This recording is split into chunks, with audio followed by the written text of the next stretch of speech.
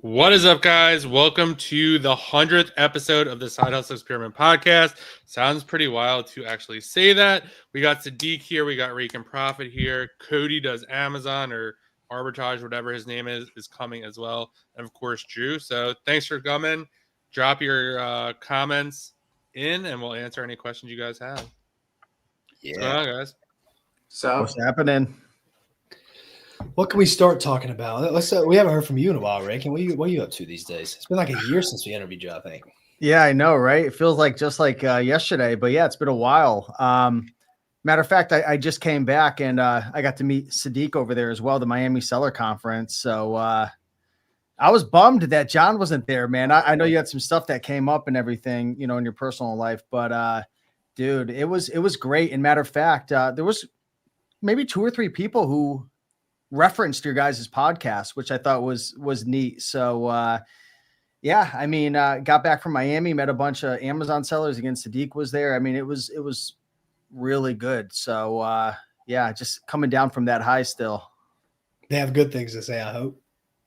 Oh, of course. Yeah, it was very good things. Yeah. I was shocked because I thought they were just going to be talking trash, No, I mean, I wouldn't be shocked if they were, because we're not like traditional Amazon stuff all the time. So I wouldn't be surprised if people were like, I don't like those guys. But yeah. What about you, Sadiq? Nothing much, man. Just chipping away at Amazon, starting up PL pretty soon. That's a lot of work. But just like, the initial phase of finding the product, like the way TikTok and this PL stuff runs now, it's like you need a shit ton of creators. You need you just need a lot of like talented creators, which is hard to get because a lot of them are already on good brands. So a lot of planning and stuff like that. It's a whole new world compared to reselling. So just figuring that out now. And yeah, when I was there at the yacht, like 5 people mentioned the podcast too. All good things. Sweet. That's always good to hear. Did you get hit with any of the Nike stuff? Yeah, it was a few ASINs. I don't carry Nike too much anymore. Like I think our last pod, it was like the thumbnail was like, I don't care if they gate Nike. I don't sell a ton of Nike anymore anyway. Yeah. You know a lot of people that were affected by it? Yeah, but I don't know. It's like 20 ASINs maybe. They're flagship products like the hoodies and the sweats or whatever, but I mean they're also giving you 2 months sell-through, so it is what it is. Yeah.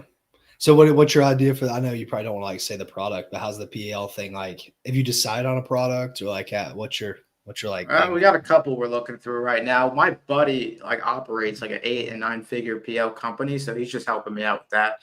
I just shoot him a shit ton of texts back and forth, and he's just helping me out there. But yeah. What's up, Rumor the Rumor? Turn on the comment screen, John. You bid a feature. Okay, I just turned that on. Cool. Thanks for that. What's going on, Street Matt? What's it? Show them on the side of the screen. Oh yeah, I see him down there. Yeah. Okay, now it's popping up. Okay. Yeah. Yeah, y'all asked some questions. We didn't have like a big plan for this. I guess we kind of just were going to chat. So if you guys have any questions, let us know. Well, I guess we've talked about your business before, Rick. Have you changed the business any? I guess we can talk on that side of things. No, man, everything is just business as usual. Everything's running smooth. I've got my virtual assistant team pretty much doing everything. So I've got 2 virtual assistants who source everything. And then I have someone who does all the repricing, someone who does all the back end stuff. I've got a virtual assistant who does all the bookkeeping and all that. Got my prep center, a little owl prep out of Ohio. And it's just business as usual, obviously knocking on wood, keeping fingers crossed that Amazon doesn't, put a shotgun to my face, but outside of that, that's why I think what you guys are doing is really smart. And I don't know, maybe Sadiq can shed some light on this. I'm curious, Sadiq, do you have any other income streams outside of Amazon? Because in my opinion, this is just my opinion, right? I think it's just lunacy to have all your eggs in one basket with Amazon nowadays, but that's just my opinion. I've been like that for 10 plus years, always having multiple income streams, but I'm curious of your thoughts. Yeah, I sell on Amazon. I sell a little bit on Walmart. I still do sneaker reselling on StockX, Go, eBay.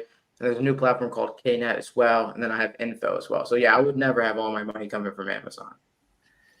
Yeah, not that there's anything wrong with it, because I'm sure people would strongly disagree. You know, like Yeah. if you're making a ton of money with something, you know, go all in on it. But I just feel like it's kind of crazy with all this stuff going on with Amazon nowadays. And I think there's a lot of people. I know you guys had an episode recently where you were, you know, talking about, you were with that gentleman talking about, like, you know, all the downsides as well. And I think it's good new sellers get an understanding that it's not all sunshine and rainbows anymore. It's a challenging business, but I think it also creates a lot of opportunity because not as many people want to sell on Amazon because it's more challenging. So, you know, I have nothing against someone going all in if you really understand it, you know, and that's your specialty. Yeah, a lot of it.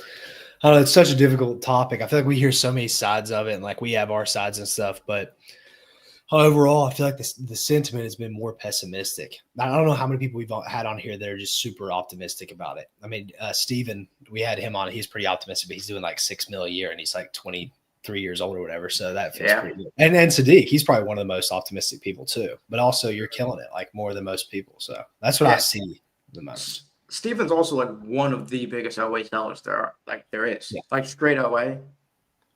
Yeah. Let's get to some of these questions, John. They dropped a bunch. Debate opportunity of Amazon, Drew versus Dig. Yeah, debate opportunity of this will be good. I don't even know if I want to do that. I feel like that. Well, I don't know. I feel like everything I would say, Sadiq be like, yeah, it's probably true, but there's just like, I don't know. Do you think you have like super? He listens to the pods. What do you think, Sadiq? You think you have like super opposing views to what I say about it? I don't think so. No, like it just depends on who you are and your situation. If you have a shit ton of money, you've been selling and reselling for a couple of years, it's like there's no reason to like give up that money and go do anything else, you know? But if you're a beginner seller or a beginner like entrepreneur, I guess, who just wants to make money online, like some of my college buddies now, it's like TikTok Shop. It's probably the best opportunity. There's a couple other. I think there's better opportunities if you're a brand new. But I mean, if you have like the right circumstances, I think it still makes sense. What's up, Cody? What's up, Cody? What up? What's going on? Cody in the house. See, if I turn myself sideways, how bad is it? No, that doesn't work. Sadiq, I'm curious, like, why do you think, and I agree, but why do you think it's better for newer people like college buddies and stuff to do like TikTok Shop and whatnot compared to Amazon? Is it because you think the average person is too much of a bozo to like run a real business and they're just looking for like a little side hustle that makes quick money? Like, you know, they're not going to put in the time and effort and get punched in the face 100 times and get over it? Or like what brings you to that conclusion? That exactly what you just said. Most people are bozos, want run a real business, and a lot of them don't have a ton of money starting out either. Like I had a good amount of capital coming into Amazon because I was doing sneaker reselling for like the past 3 years before. So, yeah, awesome, man. Yeah, I struggle to see like just the upside of it. Somebody's starting. That's my problem, especially because now that I'm out of it, I see so many other business models. I'm like, man, if you just started something like that and put the time in, your upside is just higher and your downside is like almost capped. Like the only thing you're risking with most of these businesses is time.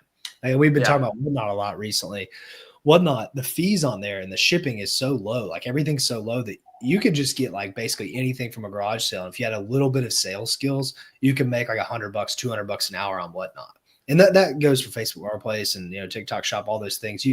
I think you're just better. Your time is better spent there unless you already really know what you're doing with Amazon. But it's just because all the downside risks that come with it and you be losing your inventory. I mean, that's like massive. That could wipe you out, completely bankrupt you. Yeah, I agree. How's Whatnot going for you? Dude, I ran one yesterday. It sold like $380 an hour. Nice. Like, really, yeah. I started. It was like one viewer, and then like ran up to like 80 viewers at the peak, and it was really good. So I've ordered like $1,000 in inventory, and but right now my thing is I'm gonna try to keep it. Most stuff's like under $2. I'm trying to keep it low, and then just sell that in volume. Like start the auction at 4. If it sells for 4, I still make money on Whatnot. This is crazy. You can sell a pair of shoes that you bought for $20 for $30, and you make a 20% margin, 35% ROI on the shoes. So you can sell on Amazon. What you'd lose like $28 if you did that with the returns and everything. You'd go negative if you sold a pair of shoes for 30. On there, you can make profit, and there's no returns, no cancellations, and the shipping is paid for by the buyer. So like you can really get away with like, dude, selling for nothing, like pennies, and you make money. That's kind of the game now. If you're doing like StockX Go and eBay too, you're just moving like, you know, $5 to $10 profit per unit, but you're getting straight volume because there's no returns, and the fees are way less than Amazon, maybe 12 to 15%. Yep. Cody, you started Whatnot, right? Yeah, I feel like we're in a Whatnot commercial.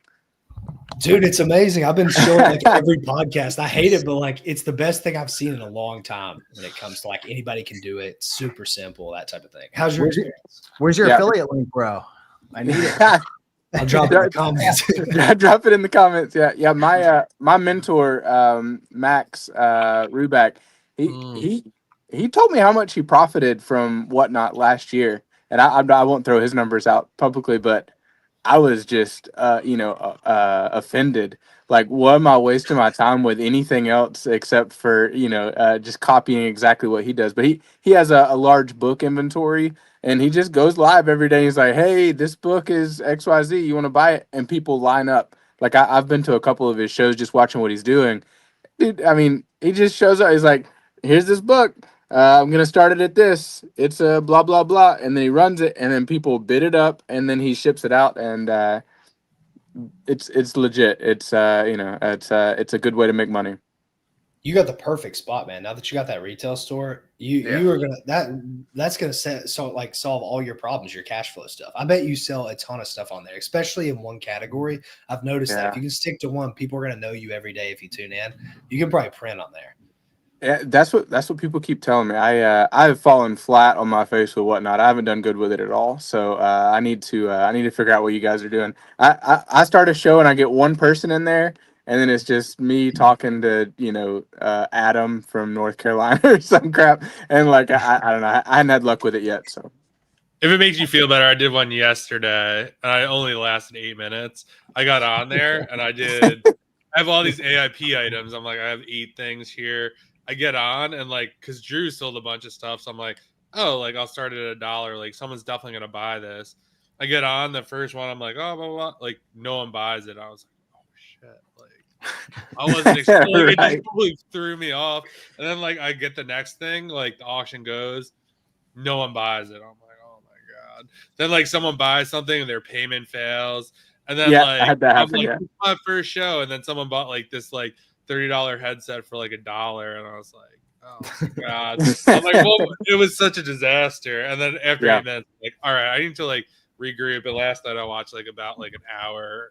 Watching TV, like an hour or 2 of shows, I'm like, damn, I should have just did this first. Because now, like, I understand. Like, I should have started this at $5. Like, I should have done a giveaway. Like, should have done all this stuff. But I was more just anxious to, like, get started and see what it's all about. Growing I made pains. 35 Figuring it cents. out. 35 cents. On my dollar, which is crazy. Because, like, if you sold something on Amazon for $1, you'd be probably $3 in the hole.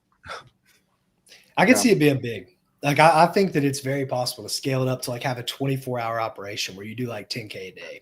Like but you have to have like I ran giveaways the whole time, like nonstop giveaway. I was giving away a Carhartt beanie. So it's like a $20 giveaway basically for, 5 giveaways, 6 giveaways straight. So I think that plays into it. I have a really good looking thumbnail like for the pre-show.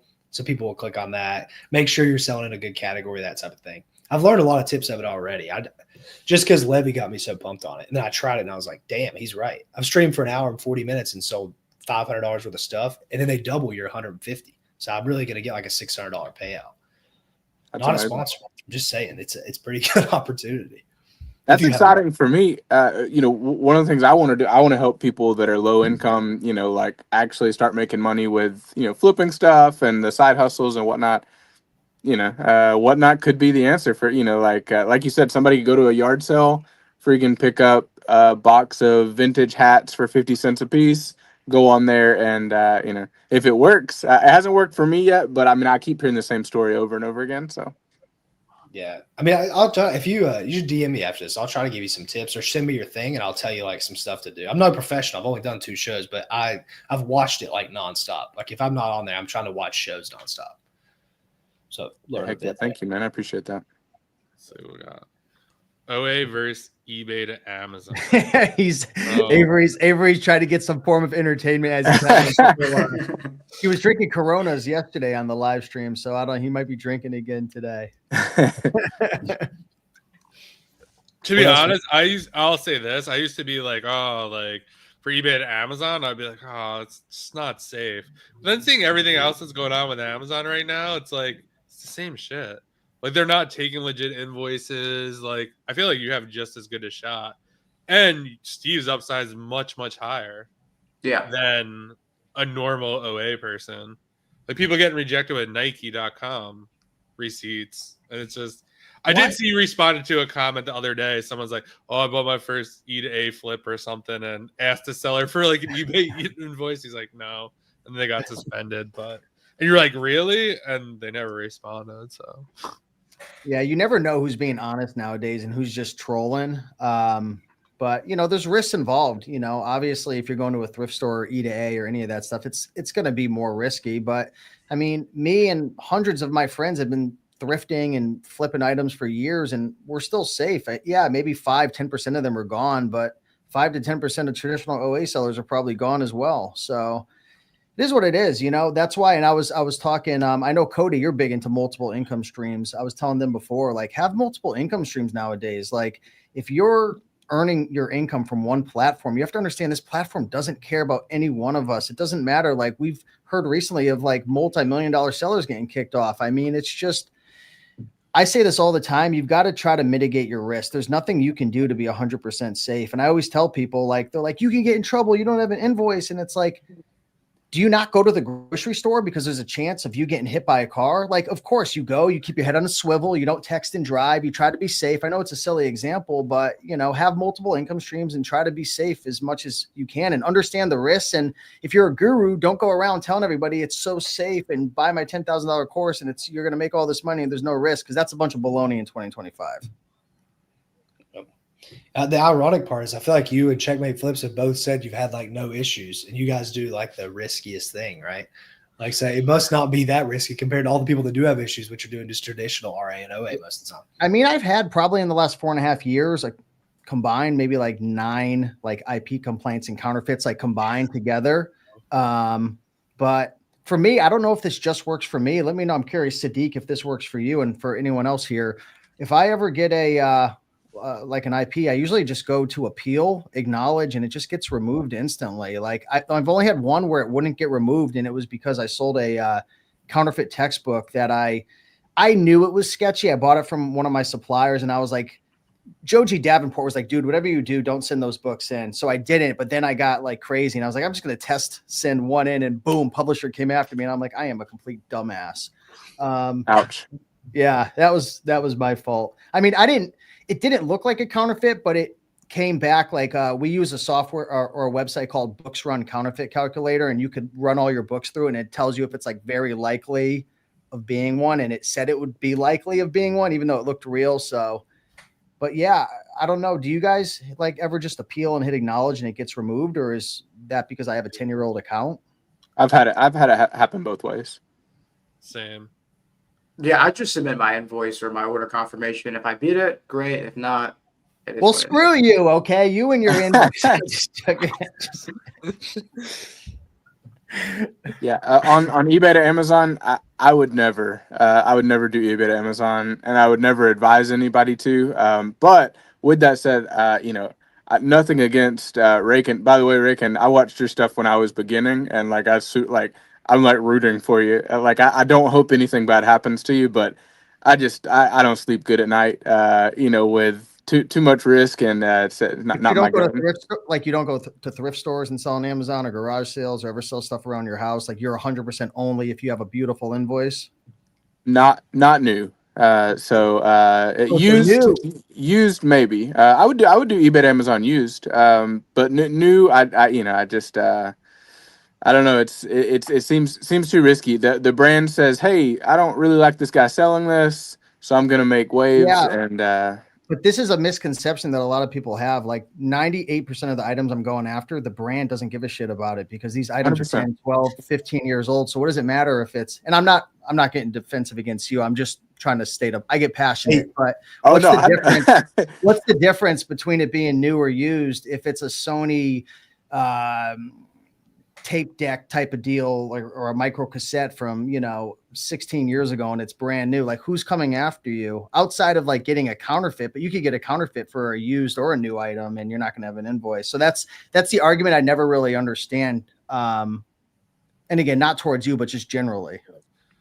But the difference is you have, $60, $70, $100,000 in cash tied up on whether or not you put used like new or new. And then there's like one little linchpin thing that happens on a new thing. And you're like, I bought it from eBay. And like, I've heard, the feedback that I've gotten from multiple people, they submitted their eBay receipt and Amazon accepted it. I've heard of that happening.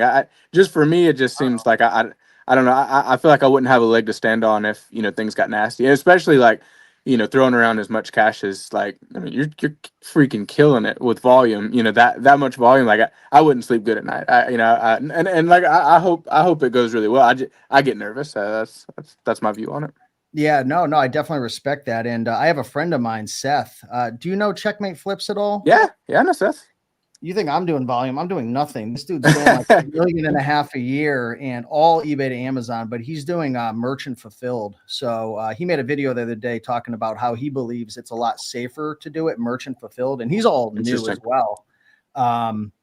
Just because obviously if you get in trouble with Amazon, they at least don't have all your inventory. And I've heard, I don't know if this is true, that they maybe care less about your inventory and invoices if you're merchant fulfilling versus FBA, just because there's less liability. I don't know if that's true. He said that in a video, but no, I respect it, man. Again, I try not to, I just share with people what I'm doing. And, if people want to do it, do it. If not, there's a million ways to make money on Amazon. There's so many different ways. Everyone here is doing Totally something. agree. True. All right, let's go through this. Kings of Econ, best online biz podcast. Thank you. Tapping in the Whatnot community after the last podcast. We have a good one coming next Tuesday or Thursday. We'll have a really good Whatnot one. We talked to somebody. It'll be Thursday. The last time we talked about the podcast, we messed up the order. Everyone's like, "Where's that episode?" Regan, how hard is it running a software company? I mean, in the beginning, it's really, really hard and very, very expensive. But just like anything, if you have a really good team and you know what you're doing, it certainly gets easier over time. But you gotta enjoy what you're doing. My software. You can drop the name if you want. Yeah, it's called Replane Catcher. It's pretty much like an eBay to Amazon sourcing software. It's really cool.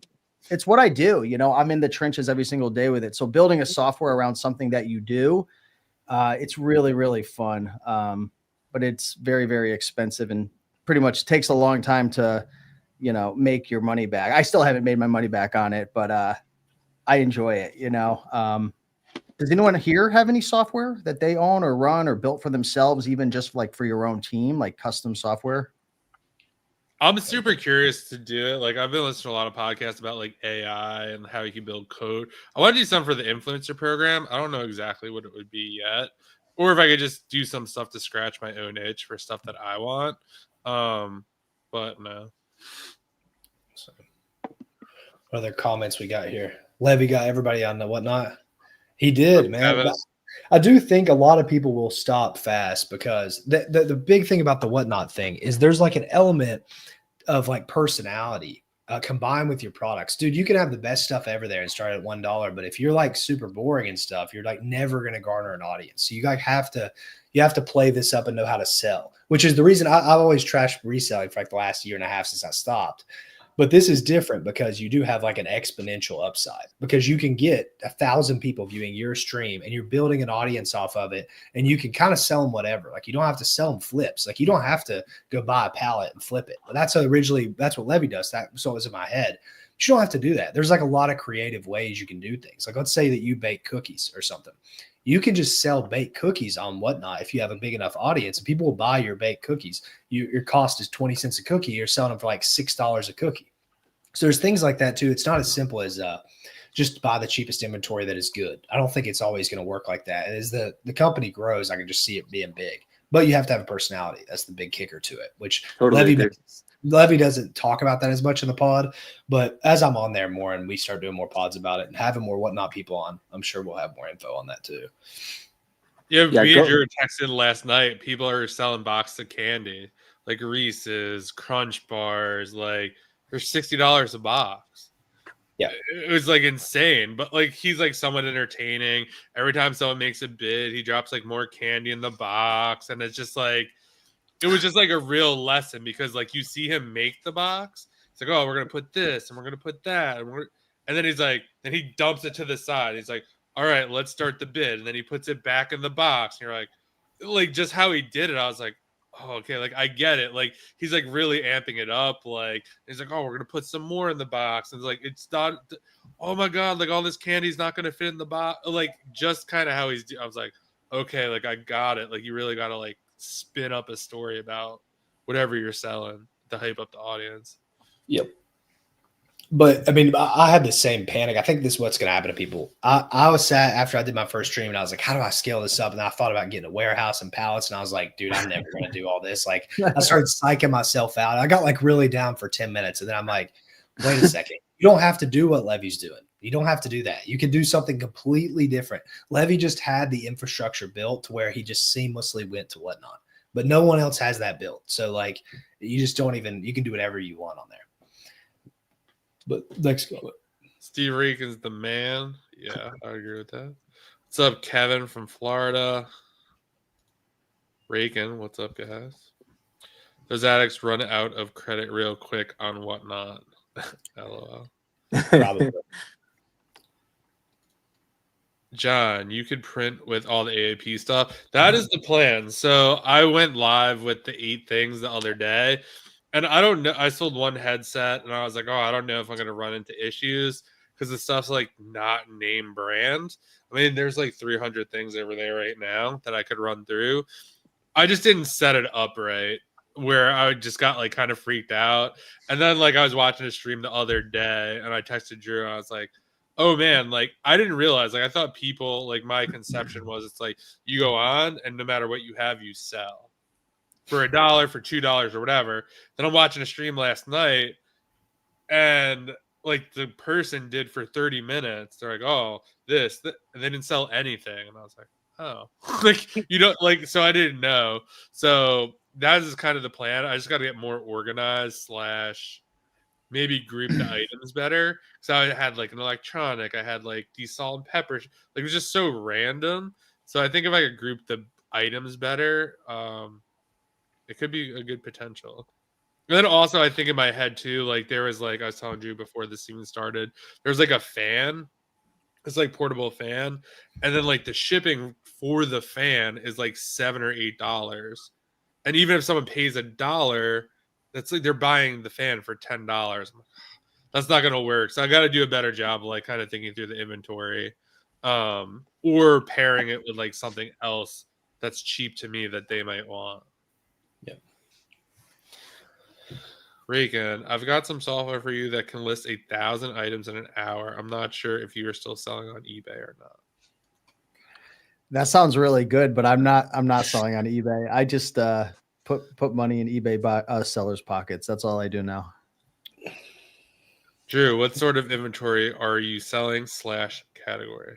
The first day I sold like all the junk I had. So like men's shoes, women's shoes, cups, beanies, whatever. And that went fairly well. And then I did the last one I did only cups. So I had a bunch of Hydro Flasks, Stanleys, things like that left over. So I just did those. And I still have a lot of those left over, but those seem to do well. The problem is shipping those things suck. Like polybagging them, because you can't, you just want to polybag the inventory. You don't want to put it in boxes. It'll take forever. So that was annoying, but that was a category I was in. Yeah, with Whatnot, I just don't want to. I don't want to freaking be live and like have to like it feels like clocking into me. It's like, all right, everybody, let's get this show started. Like I don't know. I'm sure that's a limiting belief on my side somehow, but ideally for me, growing it would be hiring some kid to come in and be charismatic and do the store show twice a week or something like that. But like me doing it, I don't know. It feels. I would have to make I don't know. It seems like it'd be a lot of time and like it'd be a big commitment. So I'm talking myself out of it. Sorry, I'm ruining the stream, but it sounds really cool. But just I get the only thing I would say about that is, and I get where you're coming from because I felt like this too. I'm like, am I an idiot for going on here for like an hour and like spending so much time on this? But the thing is, you are like, you do this on Instagram every day, right? You post on All Instagram day. every day. Yeah, Why every do day. you do that? Yeah, it's to a good question. build Yeah. an audience to where in the future you're thinking that'll leverage somehow. Like, you're on the pod because you build an audience, that type of thing. So Whatnot's the same thing. You just have to not think about like a reselling platform, but think about it as a social media platform. Because if there's Interesting. Yeah, makes sense. any kind of influx that comes on that platform, if you have some big influencer that like Kendall Jenner or whatever that brings people on the platform, or you have like a big commercial, Super Bowl commercial, you will get like 10 times the people there. And if you're already established, it'll be like TikTok all over again, where those kids were dancing, making $1 million a month. That's how I see it. And that's kind of like the bet I'm taking on it at the moment. That's a great answer. That makes a lot of sense. Yeah, but it's like speaking of TikTok, my wife and I, we do the TikTok shop, and you can do the TikTok shop affiliate videos where it's like a 30-second to 60-second video. You're like, this is the best mouse ever, blah blah blah, whatever. Or there are people that go on and they'll go live for 4 hours talking about how great the mouse is, and it's like, I'm not going live for 4 hours to talk about how great, but it makes to make the 30-second, clip.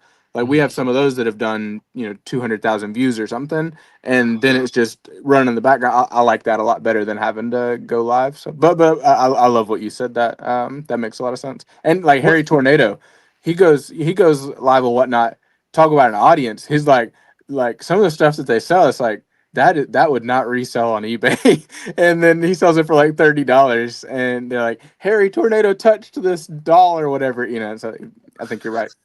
Yeah, and then he'll sprinkle in his like hot sauce, which he probably paid for $1, and he's selling it for like $14 on there. I watched one of his streams because everybody sucks so bad that I watched on there. I was like, I need to watch somebody good, and I found him, and I was like, this guy's really good, and he gets like 500 viewers at a time. Yep. Next question, John. If I don't know if I can pull these up, but I don't know either. How do you watch it and not buy stuff? Self-control. Don't put your credit card in there. Yeah. For me, a lot of it I don't even want. I'm just doing research for me personally. And it's just like a lot of this stuff. Like, I'm trying to lose weight. I would need like a 60 thing of candy. Not something I need. You're not even safe in your house until someone drives through it, right, Rican? You guys know what happened, right? Do you know what that means? Yeah, like 2 years ago, I was in my house. Matter of fact, I was in the garage. I was working on an Amazon shipment before I had my prep center. Everything was great. I remember I came inside, and I'm not a big smoker. I don't really get high anymore or anything. But for some reason that day, I decided to take a half an edible, and I was just blasted out of my mind. And that I'm really not. I don't really get stoned anymore like back in the day. Well, anyways, I remember I'm in the kitchen, I'm cooking up some sweet potato. I don't know why. I'm grilling sweet potato and eggs, and all of a sudden I hear an explosion, and I'm like, what is going on with this edible right now? And I run downstairs, and there's a fucking car inside of my house, and I am so high right now, and I don't even smoke. Like, I'm like, I have a couple beers, and like, you can take advantage of me. Like, I'm like down there, like, what is going on? There's a woman inside my house in a car, and I'm screaming at my girlfriend. There's a fucking lady. She smashed into the car, and I run outside in my shorts, no shirt on, and it's just, so yeah, you're not safe anywhere. That's why I don't care about not having invoices, guys. That makes eBay to Amazon easy, something like that. I do remember that because I think it was like in Miami, and you were just like, yeah, they wouldn't even let me in my house to get my inventory because they were doing like investigation. You're like, well, I need to get a prep center. The lady, yeah, I had like $40,000 worth of like, I had just purchased a ton of stuff. I didn't have a prep center, and the way I posted on my Instagram, it's, if you look back, maybe I'll post it again so you guys can see it. But she's through my house. She went through like a beam, so my whole house got condemned for like 2 months. They wouldn't let me in the house. It was like all this red tape and bullshit. We were living out of hotels, and that's actually, John, when I first started my weight loss journey back then, because I was 50 pounds heavier. I hit rock bottom, dude. I put on like 20 pounds those 2 months. I was just ripping down pizzas, living out of hotels. It was terrible. But yeah, that happened. Was she just like mess up on drugs or alcohol or what? Or was it just, I don't know. Yeah, I mean, I live on the corner, and she was taking a turn, and someone hit her from behind, but she was only going like 10 miles per hour, but she flew like 50 yards. I've got it on camera. And she just flew into my house. She never hit the brakes or anything. And she kind of looks like, I'm not trying to be mean, but she kind of looks like, maybe she, lived a life of drugs possibly, because she was a little cracked out. But yeah, I mean, she was a sweet woman. She didn't do it on purpose or anything. You know what I'm saying? I didn't like yell at her or anything. She didn't mean to do it, but I, my cats never the same because they were downstairs when it happened in the window. So like before I ran down, both my cats are up with their ears at the top of the stairs. I'm like, what the hell is going on down there? That's an amazing story. Yeah, that's crazy. I wish it was fabricated. God damn. So personality and whatnot is the most important thing to sell. Like being hype and funny. That was the second comment. A general rule of thumb of like all these attention markets, like anything you're doing that's attention, like it's going to require you to have way more personality than you think. Like the guys that tell you could just get on there and post every day and you're going to be successful. That's just bullshit. It's not true. You have to have some personality because there's so many people doing it nowadays. Like consistency only works if you're getting better. If you just post every day and you're not getting better, then no. So yeah, that's the most important. But it's with everything that requires you to be in front of the camera. You've got to be entertaining because there's too much content out. You got to stand out. For sure. I post every day if my day sucks. Your posts are really good. I've been watching your reels a lot. If you guys have FBA returns, send them to me. I can buy them to sell them on Whatnot. No, me, not There you. Just kidding. She calls it first. That's funny. I go live for 4 hours selling Pokemon cards, but not a mouse. Interesting. Who is this guy? What's Seth? What's his Seth handle? is, I think, the Dual Hustle on Instagram. I'm gonna follow him right now. Dual Hustle. Seth, if that's wrong, drop your handle in the comment. Is that TikTok Shop or is he talking about He does Whatnot. Whatnot? Okay, got it. He does Whatnot. I think he does Amazon. He does a whole bunch of stuff. I think that's all the comments. Yeah. What other topics we got here? Anybody got anything cool we can talk about? Me and John did no planning, unfortunately. But y'all drop comments if you want to talk about something. Cody, tell us about the flooding. That's for you. Tell us about the what? The flooding. Oh, your warehouse geez. got flooded, right? That was nasty. Yeah, if you go to my, I don't know if I posted it on Instagram. I posted it on Facebook. So my warehouse is beside a Dairy Queen. It literally looks like there's a river flowing into the wall of my warehouse, and there's luckily the way it was built, the front, which is the store, that's where most of our inventory was, didn't get touched, but it came in through the back roll-up door, and it was like 2 inches all the way into the back corner. No coverage. We ended up being it only ended up being like $2,000 or $3,000 worth of loss, and then a day of cleaning it out, and it was nasty. So, What area? say it again. What area are you in? Like, where was it at that got flooded? I'm in Georgia. I'm Northwest Georgia. Yeah. Did you see where the tornado thing? What's that called? Tornado Valley or whatever. It's usually Nebraska, Kansas, that type of thing, is now moved to the right, and now it's like Georgia, Kentucky, and those places. Have you seen this? Mm-mm. Yeah, it might be a permanent thing that tornadoes move over to like hit. I'm in Kentucky, so like hit our side of things instead of like Kansas and Dorothy and Wizard, all that stuff. They had a lot of tornadoes, but now I think it's here. I saw somebody write like a big news person write like a big thing. Don't tell my wife that. Nobody tell my wife this. I've been like panicking about it. I'm like, man, this is crazy. Like we usually have decent weather in this area of the country, but that's not good at all. Yeah, I've got 6 kids, and so whenever there's a storm or like if it starts sprinkling, but there's a thunderstorm warning, or my wife freaks out, and it's me and 7 other people, children and my wife, coming down to the basement. It's like nothing. Like I'll die in this tornado, just please. Like I don't want to be locked in the basement all night. So,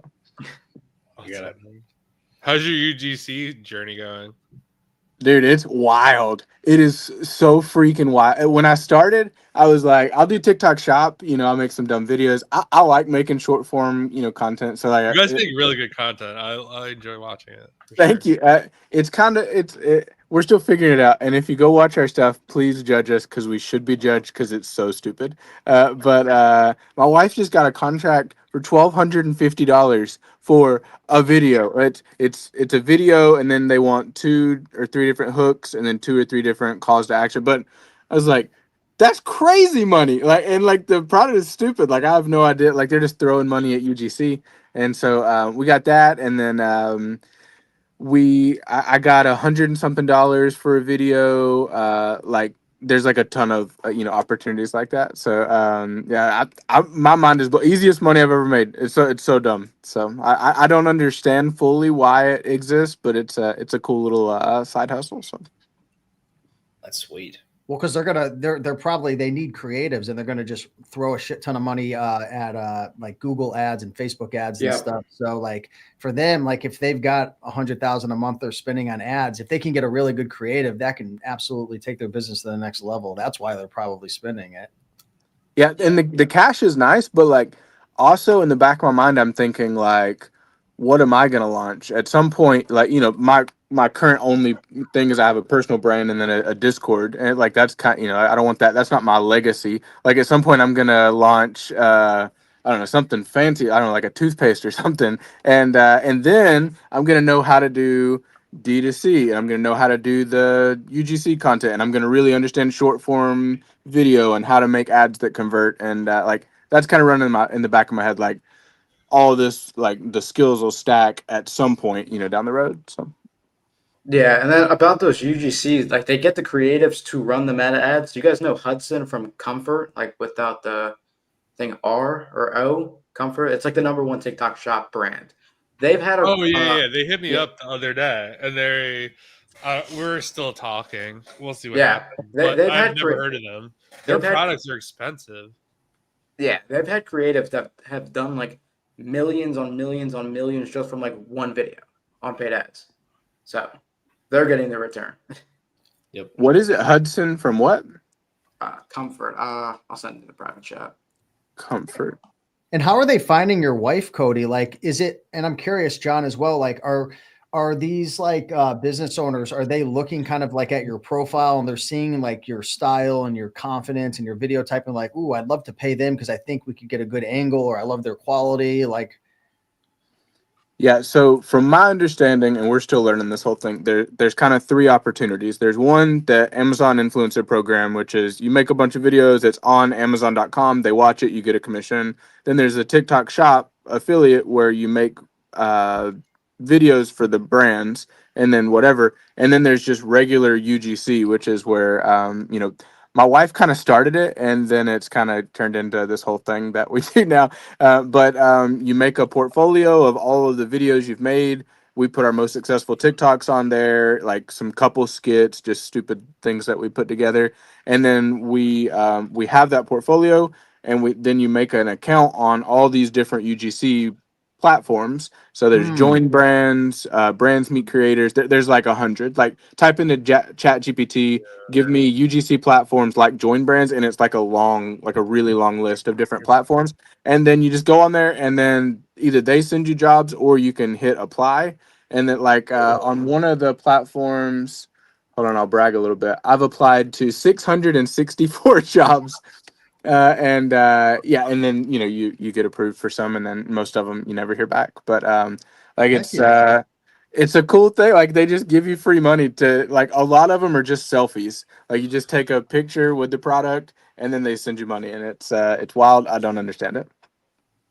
No, yeah. For Nice. me, most of them, I'm getting a lot of like inbounds. I'm doing mainly the Amazon influencer program. So I just passed like 3,000 videos. So I get a lot of Instagram DMs from people to collaborate and do stuff like that. I want to get more into the UGC side. Like I have joined brands, I have some other stuff, but I don't know. The influencer program is just, I don't know, it's really crushing it for me right now. So it's hard to like kind of devote time away from that. But yeah, it's crazy, but UGC, I want that like $1,250, one Yeah, video baby. deal. You know what I mean? Let's see. How does someone start UGC without a following? That's the So beautiful thing. You don't need it. yeah, Like the point of UGC is you don't have a follow. Like you're not posting it. Like I'm not even posting on my Instagram. I just send them a picture of me holding their, whatever. I don't even know what it is most of the time. Like it's just like some supplement brand or whatever. I'm sure there's going to be pictures of me holding like random things on sketchy websites at some point. But hey, $50 is $50. Yeah, that's the whole draw to it too, because especially for the influencer program, what I've learned a lot is they want to see you like in your normal setting. Like if you look at a lot of the videos of some of the bigger creators, like they're taking like a video of like some skin cream in their bathroom that's like really messy. And the brand's like, that's amazing because like all our people, that's what their bathroom looks like. So they want someone like their customer to be doing their thing. But like if you see someone like outside just jogging, you're like, yeah, like that's not me. Like it's not for me. I'm not that guy, like kind of thing. So I think that's the whole thing. And like I know Cody's really close to Heather Scott, and she lives on a farm and she's like doing like a ton of UGC videos for like all these farm apps, like how to sell your vegetables or how to do this or how to do that. And like you'd be like, oh man, like she's on a farm, like there's no like UGC opportunities, but like there are companies that like are trying to attract like people who own their own farm.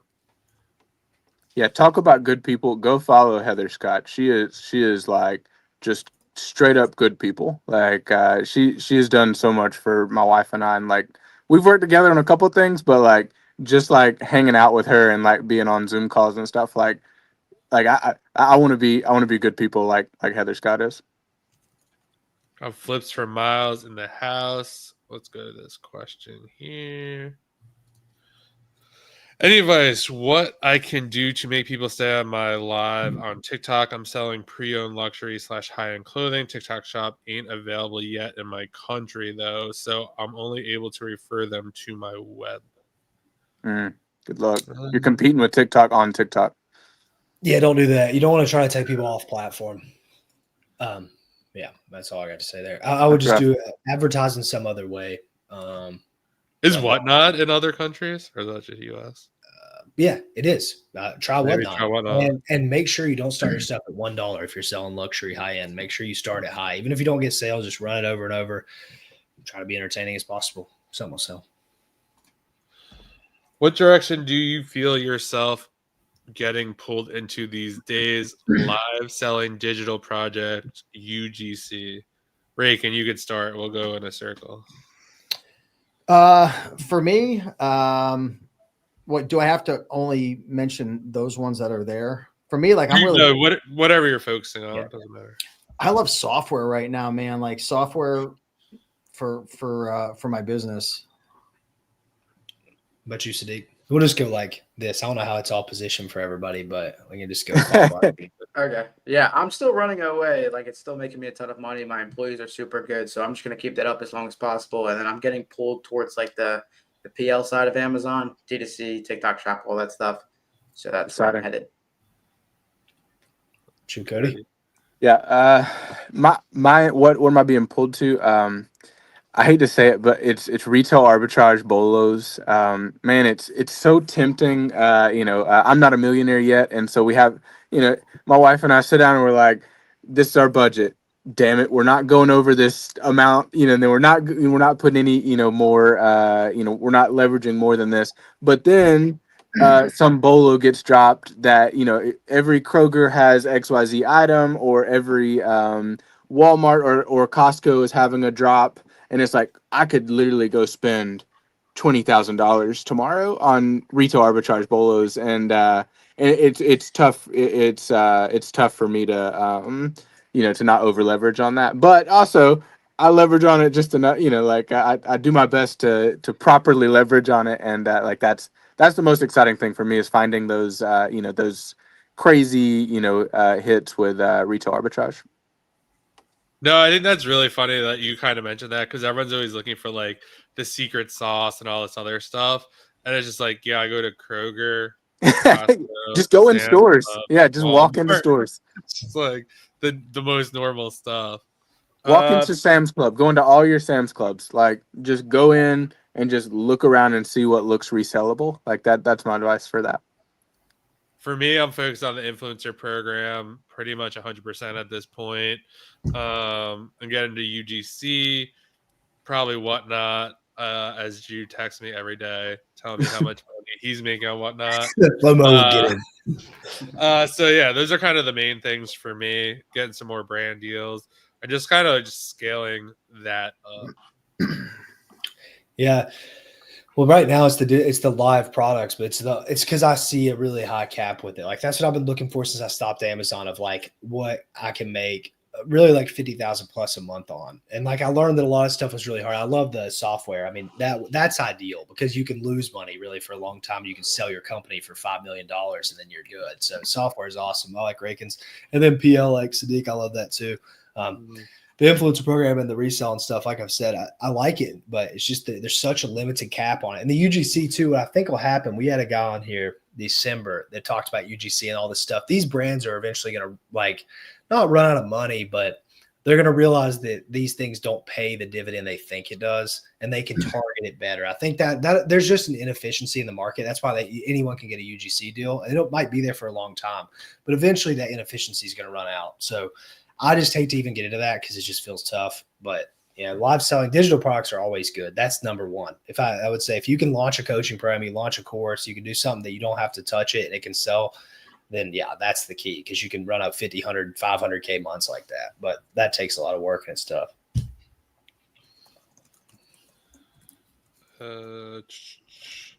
Any tips to grow your TikTok shop so you can become eligible for TikTok shop? I heard running ads. If so, how? From my experience, Buy an account. Yeah, you could buy an account. I've heard running ads sometimes works, sometimes doesn't work. For me, I did the team follow back challenge. Basically, you just follow a bunch of people and like you tag them or whatever, then they follow you back. It's very tedious, but I was able to do it within like, I don't know, 5 to 7 days. And then got approved with, I think, 1,200-ish followers. But you really have to like plan it out where like you're just not mass following people. You actually have to like leave comments. You got to like watch the video for 5 to 7 seconds. There's like a lot of stuff you got to do. But if you type in team follow back, you'll see a bunch of people that are doing that. You can buy an account for like $275. I recommend that. And a lot of these places will give you refunds. I don't know. You probably know about that, Sadiq. You know guys that sell those things, right? Or like run those groups and stuff. Yeah, they're either just selling accounts like those marketplaces within those Discords or whatever, or they're just running paid ads on their videos to get more followers. Yeah, makes sense. Are there UGC opportunities for Spanish-speaking people? 100%. Yeah, more than English. Spanish is huge. Like I've heard that if you're a beautiful girl or if you speak Spanish, that you're crazy for not doing TikTok shop. Like those two things. Like there's a shortage of people like that. I tried doing Spanish and it's just my Spanish is terrible. I feel okay like talking with like a person like kind of like slow, but then like you try to sell in Spanish or like try to be like creative and funny. It's like hasn't worked for me. But like if you know the language really well, and that's like something that like it's a benefit, use it. Go and make a ton of Spanish content, and the people paying retainers and brand deals and things like that. All of them are looking for Spanish creators. If you're looking for people to follow, go follow Oscar Martinez on Instagram. I know he's doing I think he has a Spanish channel, and then the Zoo Hustles. They both have English and Spanish channels. And from what I've seen from Oscar on Instagram, his Spanish channel is pretty much crushing it. All right. Brands are going to pay AI influencers. Yeah, probably. Yeah, you see our recent ad, we had the baby fi thing, and that took me like literally 30 minutes to make that. It made like baby versions of me and John that we ran on the last podcast, and that took no time, and I have no skills. So if you do, you can't say that. You got to say we worked on it for hours. We're going to kill our ad reads. We did work on it before. We did. We ran an hour of trying to run this ad read. We sounded completely retarded, but we got the final version out, and I baby-fied it. That's hilarious.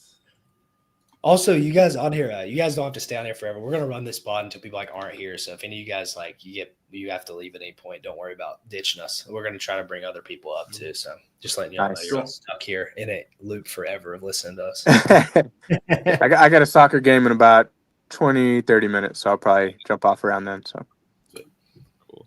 Raken, has anybody ever told you sound and kind of look like John Anik? You know who that is? How do you spell that name? I'm gonna look it up. Jonanik, maybe. He's an announcer for the UFC. Really? I don't Dude, even- you never heard of this? God damn, it's always a bald head. Everyone bald.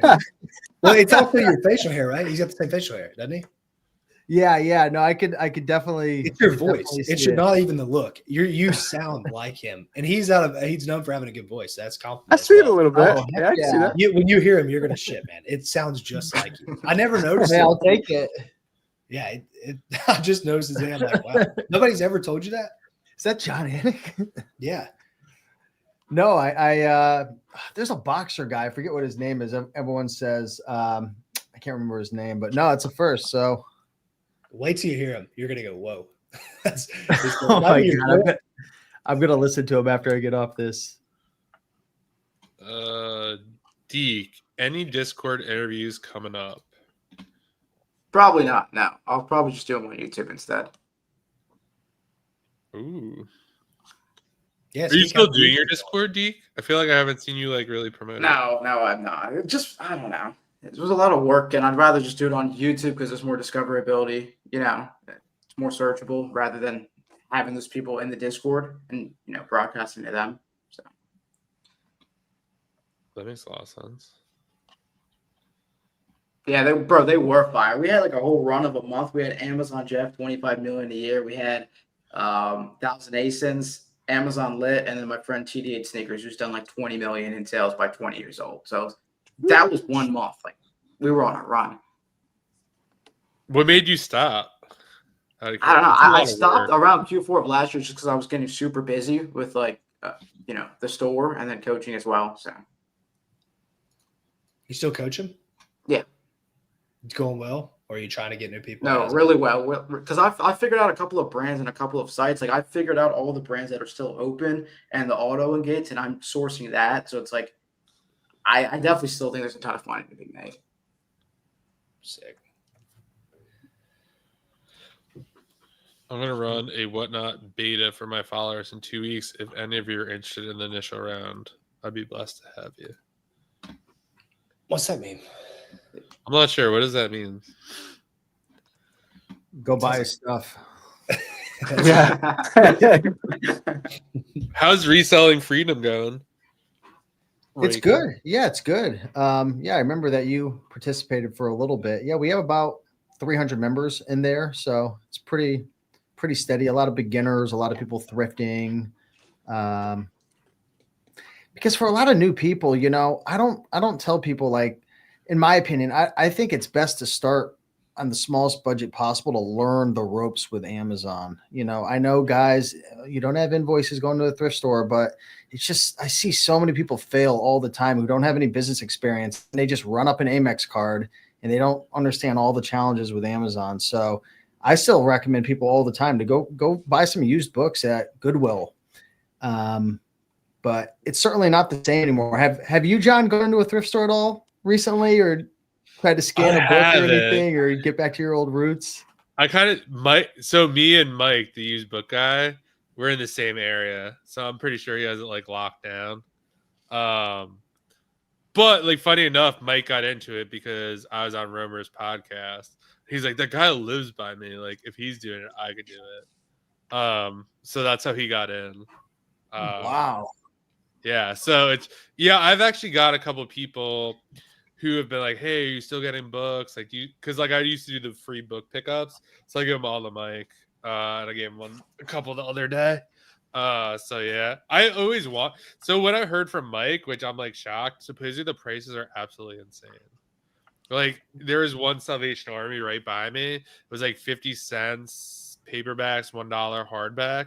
He's like, it's like $3 and $4. I'm like, damn. Like, yeah, it's insane.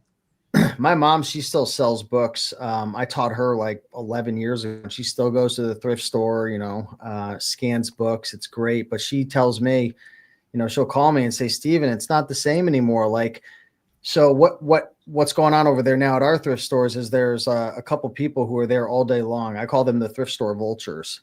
They just stand at the thrift store all day long for 10 hours. I mean, hey, God bless you. It's better than a normal job working, at the mall or whatever. But these people are ruthless. Like, new books will come out, and like my mom's 70 years old, and like, you know, she's moving a little slow. She's a sweet lady, you know, she's just thrifting.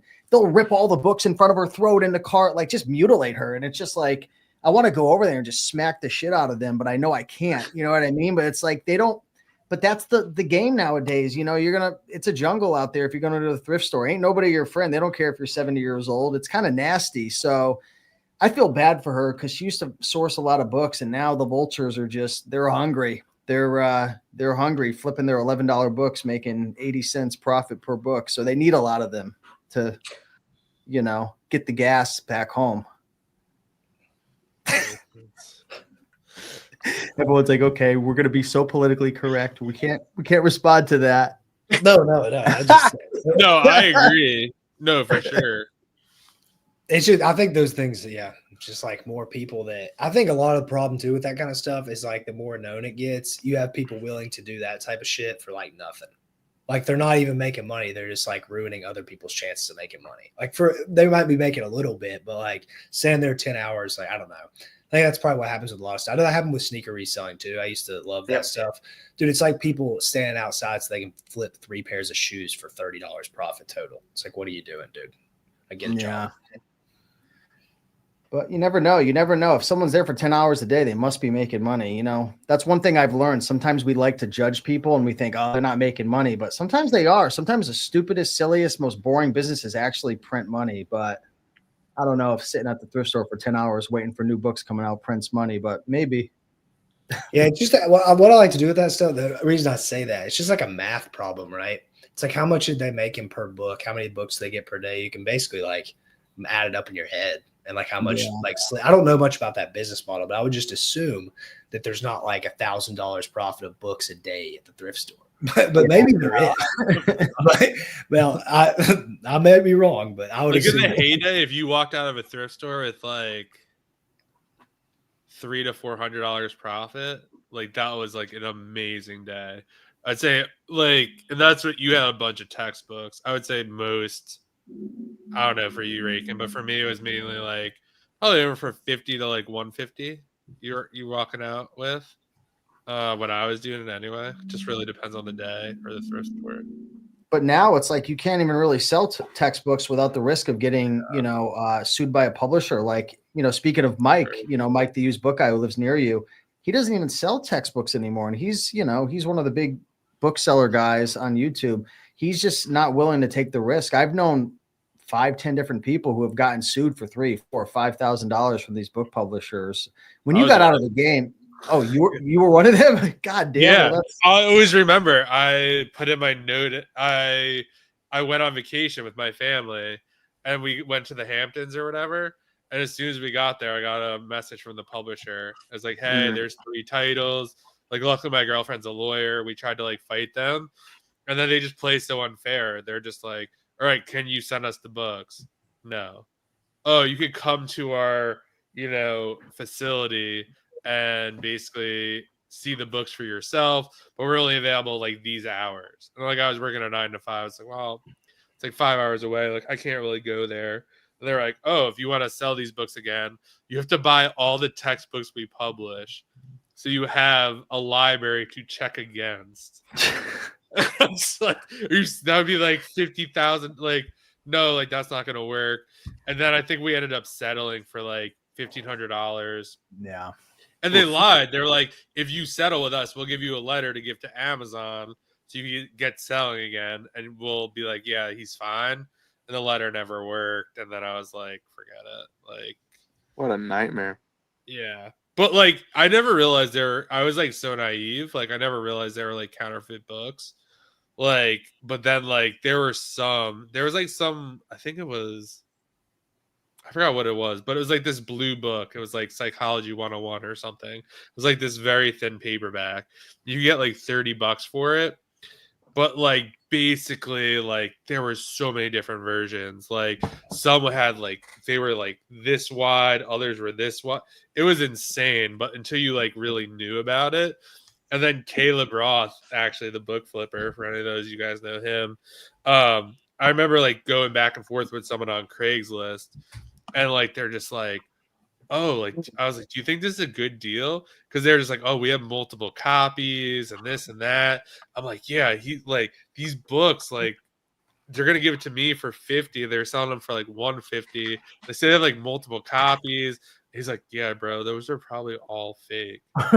And like sure enough, like I like went to the guy, I was like, how do you have all these? And like he had this story like, oh, I can't sell them online anymore. So and he's like, no, dude, like he probably saved me like 2 or 3 grand and like potentially getting suspended.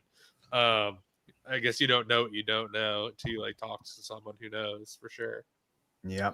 Well, it's amazing to see how far you've come, John, over the years, man. I still remember watching your videos, being in the warehouse. You had the Gaylords and everything, man. And yeah, no, definitely killing the podcast. But guys, I got to run. It's the top of the hour. But thanks so much for having me on. Congrats, man. Here, man. Yeah, thank you. Cody, Good luck with Sadiq, everything, man. All right, guys, much love. Yeah. Later. Sadiq, how long will you be joining us? I feel like you'll be here for a while. Yeah, we'll see. Whenever my brother comes back, they're on a hike right I now. forgot you were in Florida. Yeah. I don't know. 100 podcast is crazy though. Now that Rankin mentioned it, just because I used to watch like the happy hour with you and Michaela. So, Yeah, it's 100 crazy. podcast deep is pretty crazy. I'm like still I can't believe we hit 100 episodes. It just seems weird. What do people say about it? I was gonna ask that. What do they say about the pod if like people mention it? Yeah, when I was on the yacht, they were like, "Oh my god, I loved your episodes with Drew and John." I'm like, "Thank you." That was really it, to be honest. But I don't know, they like it, and because a lot of people like the unfiltered stuff of the podcast, because a lot of podcasts have to be politically correct, or they have courses or whatever to sell in the background. So we just talk whatever we want, and I say retard all the time, so it's perfect. Yeah. this is a great non-politically correct podcast. What you got, Cody? When you dipping off here? What's the next 100 episode? What are you doing? Like what's the what are you doing next? Like where's it going? Like 101 or 200? Yeah, like the next 100 episodes. What's the goal with it? Like just kind of seeing what happens. Yeah, I mean, me and John haven't really we don't know. We're just kind of like ripping it as we go. And what we've learned is like people enjoy, I think, having these different business model people on. Like, and hearing this, and I was watching, this is something, we probably don't have a ton of viewers right now, but just letting people know, if you go try a business model that we talk about with a person and then come back and watch the pod again, it gives you a whole different perspective. Like we talked to Levy about the whatnot thing, and I was like, yeah, this is pretty cool. Like he seems like it's a good opportunity. I go and do it. And then I come back and I watch the pod again, and I was like, dude, this was a course. Like we just literally gave people a course for whatnot, like a ton of questions, especially like when me and John both try to push back on the model of like, well, this seems like it could be a problem, or like, well, don't you run into this? It's like, well, usually somebody watching that is going to see that, and that's the problem they're running into. And then I'm the one presented with them or whatever, and then they talk through it. So really kind of building this like course of stuff people can do. Like I would love to be able, if somebody wants a business model, if they want to check it out, like this be the place to like go look. And like we're skeptical about every business model. Yeah. So like they get a good read of what's good or bad. That's what I'd hope in the future. That was kind of the vision that like we kind of came up with. It was just like, all right, like can we highlight other people making money? And it was hard at first because like obviously this YouTube channel is a lot of Amazon people, and sure. We definitely had some push. Like I would say probably before we hit 50 episodes, like if we had someone on talk about Etsy, like it did not go well, or another business model. But now as we have other people, like we had someone with Faceless YouTube channel that has like almost 400 views at this point, right? Like that is not really anyone in the Amazon skill set or whatever. But like the feedback I'm getting, like DMs or someone like wrote the other day in a comment on the last one we did, like, yeah, like please keep having like other people on. And I think we kind of, at first it wasn't good for us. Like we weren't doing ourselves any favors in the community that we were both in, being like, yeah, guys, like you should be looking at some other stuff. Like Amazon might be like the best. Like, and people have definitely told me that like, yeah, people are talking trash about you. It's like, whatever, like this is our experience with the model. And like, that's how we always tried to keep it. It's like, this is what our thoughts on it. Like, this is why Drew quit. This is why I'm doing the influencer program. And like, if you like that, like, great. If you don't, like, that's fine too. I think that's kind of a little bit why like we're able to do it for like 2 a week, just because it's like fresh or whatever. But yeah, I mean, hopefully like we just keep doing it, and I don't know, it's one of those things where I feel like we're finally starting to feel traction, but it's took a year and a half, 100 episodes, right? Yep. Like how many hours? I don't even know. I don't want to think about how many hours. But So yeah. Yeah. The Jake Rader podcast was great. Like I didn't even know you could make that much money in YouTube. I like at all. And he said there's people like way bigger than him making more money. And I think I texted either one of you two about it. I was like, if it wasn't for PL, I probably would try to do this.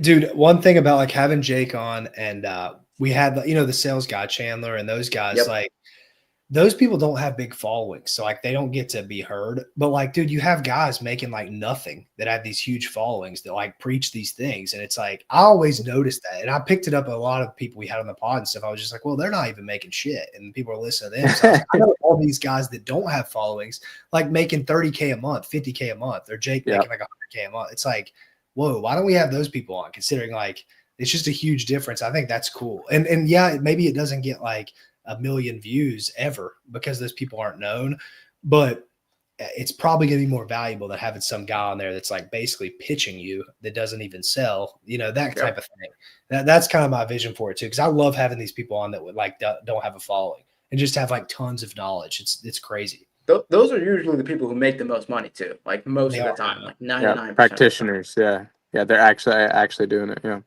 I usually pretty much book most of the guests, and that's usually what happens. Like Jake was like, "Yeah, I'm making like $7,000 in a day on this YouTube channel." I was like, "All right, like we have to get him on the like." There's Let's talk these about little it. snippets of time that like you just like follow people all the time, or like the reselling teacher when he came on, like he basically like it's like God, he like basically shat on like brand direct wholesale. I'm like. Mhm. Yeah, like that's what everyone's like preaching right now. Like, let's have him on. Like, let's see what he has to say. So it's not that we're like trying to be controversial, but it's just like trying to get other opinions instead of be like, yeah, like just go to the store, just like rip it, and, like run up your credit card. Like, we're trying to like I don't know, get other opinions, I guess, or like people that just like push back on the model, or I don't know. We've had people on here who just love Amazon, and that's fine too. What else we got here? So, John, are you completely done selling on Amazon? No more inventory? For me, I'm winding it down. The influencer program just makes way too much sense for me. I'm starting to get brand deals. I'm doing more UGC. It just doesn't make any sense for me right now to kind of do Amazon. I sleep much better at night, for sure. Not having 50, 60, 70K credit card bill or kind of leveraging that much. I just like making content. I just makes more sense for me. And like we've talked about this on other podcasts, and it's like I think everyone should ask this question. And I think it's interesting now that Sadiq's here because it's like, oh, like I was never as big of a seller as Sadiq. So it's like ask yourself, like, how much money are you actually making? Is there a better way to make that? I would think Sadiq would be like, no, there's no way. I could do that doing TikTok shop or something else. But like I think for me, like it was like this just makes a ton of sense. There is a better way. There's something I enjoy much more. And that's kind of why I quit my 9 to 5 to do something I actually enjoy. And Amazon just became like way too big a hassle, way too big a headache. I just wasn't enjoying it anymore. Yeah, for sure. I don't love Amazon. I love money. Like I'll go wherever the most money is. And I got to the point too with Amazon where it's like I have these employees, I have a lot of good systems. So I'll never like turn it off, but I'm not putting all my effort into it. I think PL has a much, much, much, much higher upside. So I'm spending more time on PL now than OA. Yeah. And outsourcing it first was smart. Yeah, for sure. Very smart. Wish I would have done that in hindsight, but whatever. Thanks for doing this live. Yes, you are on a good track inviting guests doing other businesses. Oh, I want to say something about that. Go for it. My barber, I went to my barber the other day and I told him we had a podcast like 2 months ago or whatever. And he's on there and he's like, dude, I watched your podcast. It's good. Like, man, there's people making so much money doing all this stuff. Like, it was really good. I was like, dude, I thought, okay, there's no way he watches this shit. And then he said, you got to lay off those monsters, like drinking all the monsters. I was like, he does watch the podcast because I'm just spamming monsters the whole podcast. But yeah, that was just like a completely normal person, just a barber that had watched our stuff and been like, yeah, you guys do a good job on that stuff, having people on. So that's cool. They're gonna need a new barber in like 6 months. Yeah, maybe. Honestly, I He's told gonna him. be on Whatnot. I told him that. I saw him like 2 days ago. I was like, dude, Whatnot's crazy, man. It might be the future. So we'll see.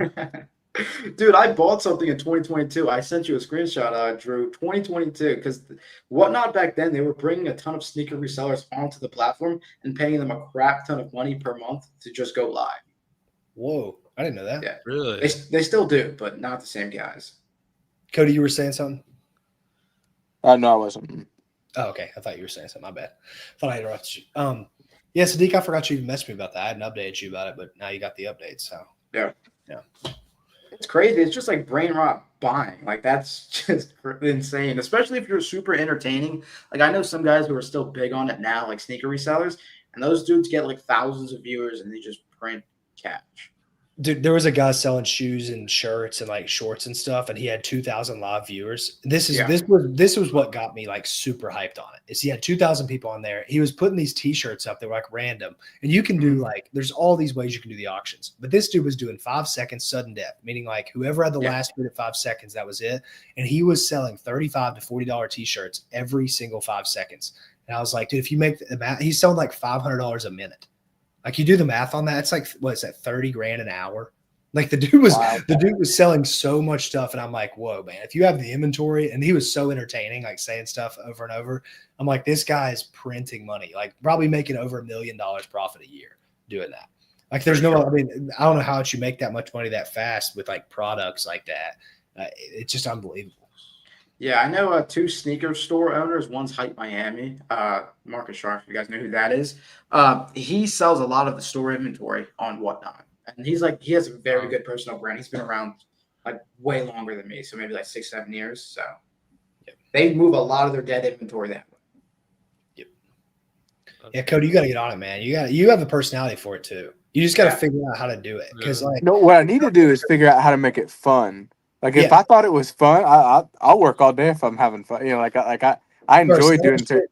So like, I get on there and it's like, this is a free, like, and also I have this whole complex about, like, I used to be an insurance salesman, and I promised that I would never sell anybody anything again. It's like, you want to join my thing, join it. You don't, I don't care. I don't care at all. And like, so I don't like the idea of like getting on there and being like having to like convince somebody. It's like, I'm not convincing anybody of freaking anything. And so like that's kind of been a hold up for me too. It's like just a personal thing. Well, you know me, I'm not like a salesy. I just like kind of nonchalant about stuff, but I get on there and like try to tell my story here and there too. And you can tell yours, like, hey, I sell on Amazon, Walmart, whatever. I have all this inventory. I'm just trying to get rid of it here. Like, I'm not somebody who's going to shove down your face, bid. You know, just like being yourself on there. I say, and then people are like, that's refreshing. They like say that in the comments. And then you just like, I just feel like you could kill it because you're like pretty entertaining and you got so I appreciate that. Like, I have a freaking inventory, and I have access to more. Like, I have people like I posted. We bought a Barbie collection, and we did really, really good. Barbie new in box is wild.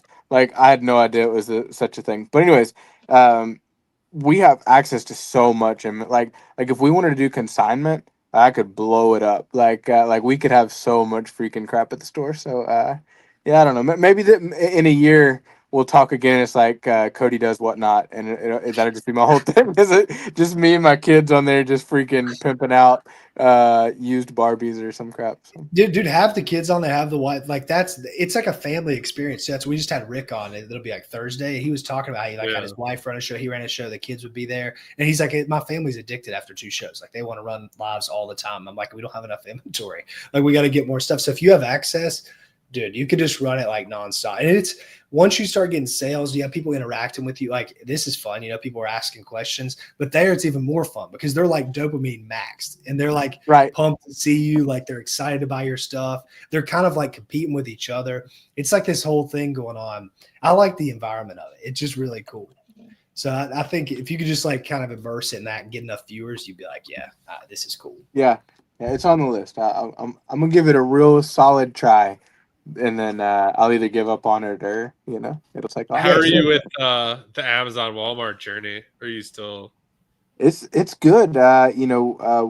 We took out a pretty decent sized amount of money out of the business for something personal, and the personal real happy about it. But the business is limited on cash, so we're doing okay. We're skipping all the good stuff and we're just focusing on like the home run, crazy stuff. And so it's good for me and my community because I'm looking for more of the home run stuff and people, they like that.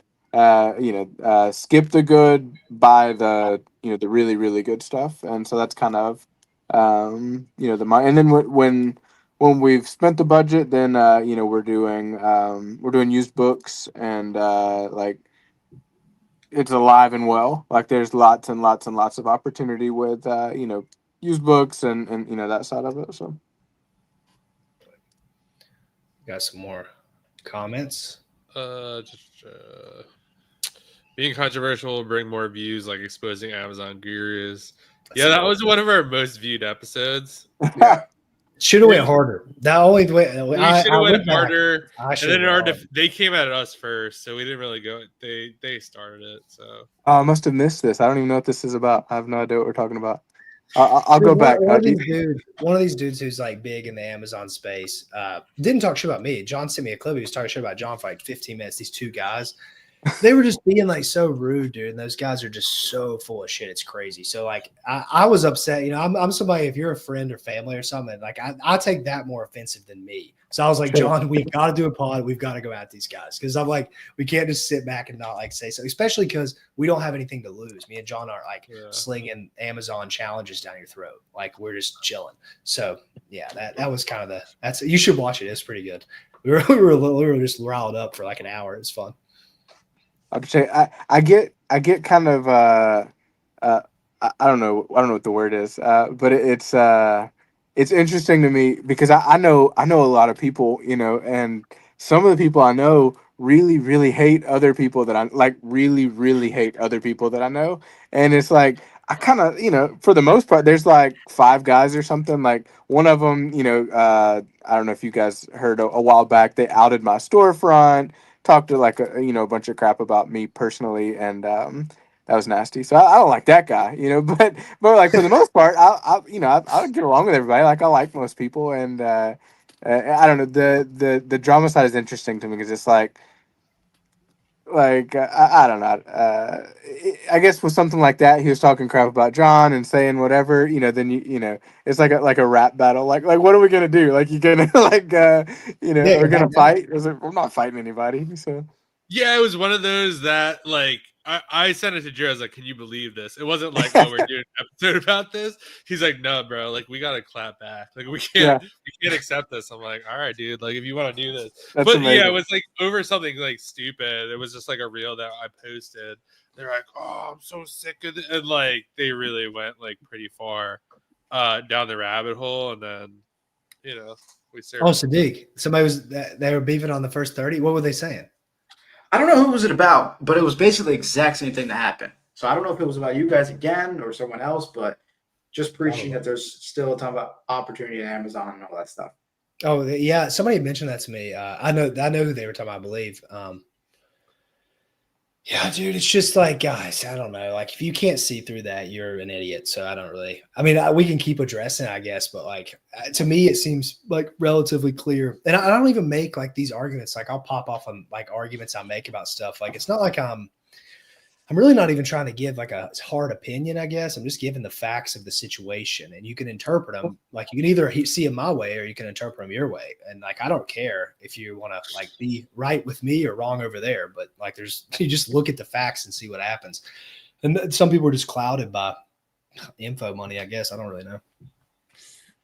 That's a great. I mean, that's exactly. I mean, you're right. Like, if you start selling or you start like challenging the idea of like selling the dream of, doing crazy volume on Amazon, like some of these guys that's like their main income is selling courses on how to sell on on Amazon. Like that. Like I do coaching for whatever crazy number, and no hate on that, but like you could understand why they get mad when you're like, hey, Amazon's not as good of an opportunity as it was 3 years ago, and here's why. Like that's a direct challenge to like their main income stream. So, and they're already in content, so it's like I got to make content today. I might as well talk shit about John. Like, why not? Who cares? Like some people think that way. So that was our main beef about it. Not that because like, yeah, you could say that we kind of come down hard on Amazon at times on this podcast, but like that was probably our biggest beef. It's like you guys pretend like it's COVID. And like it's absolutely amazing, and it's not like they make like the claims like we could get you through this in a safe way. It's like you can't claim that. Like that's absolutely ridiculous. So yeah, that was kind of our main beef with them. Pull up that comment, the what's the deal thing, because I'll say this too. What's the deal with Miles and Warner going? Well, like here's the thing: when I talk about a bunch of these dudes, I talk about a bunch of these guys. I try my best not to talk about Miles and Warner because the thing about those guys is they've done their best to put so many people on. Like Miles put me on and gave me like a podcast platform and all this stuff before anybody even knew who I was. So like, and you can see Miles really never gets into beef, although people try to get into beef with him all the time. So like, I try not to. I bet every time somebody says anything about him, I'm just like, well, if you're going to talk shit about somebody, like, I don't know if that's the right guy because he's been around for a long time. He's helped a lot of people. And I don't know, man, like if you really knew the guy, he's like a really good guy. It's just the other people that start the stuff. Like, and Miles is just the easy target because he's most popular.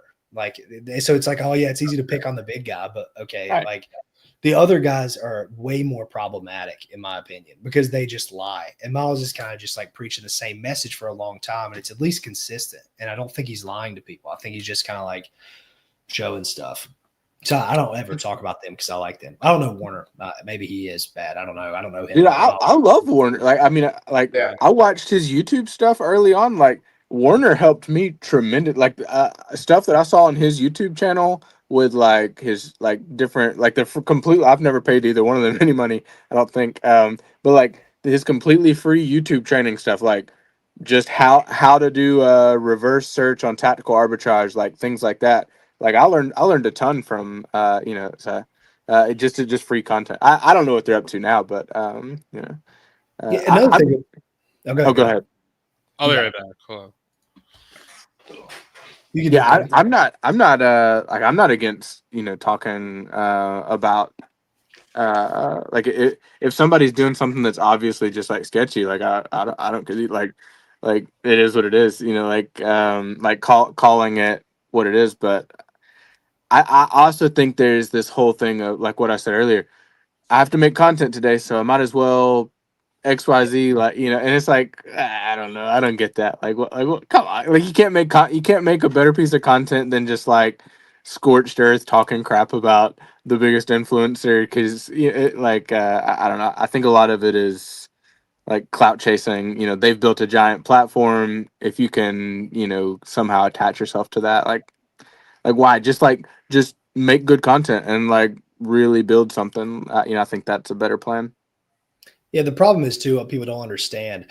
If anybody in here gets really big in the info world, you never want to address people that are talking bad about you. That's like the worst thing you can do. You want like we're on the internet. People don't see each other. Like it's not like we're connected to other people. We're only connected if we want to be connected. So when people attack back, or we didn't even attack to start with, we were just giving our opinion. But if you address some opinion that's negative, like that's bad on you.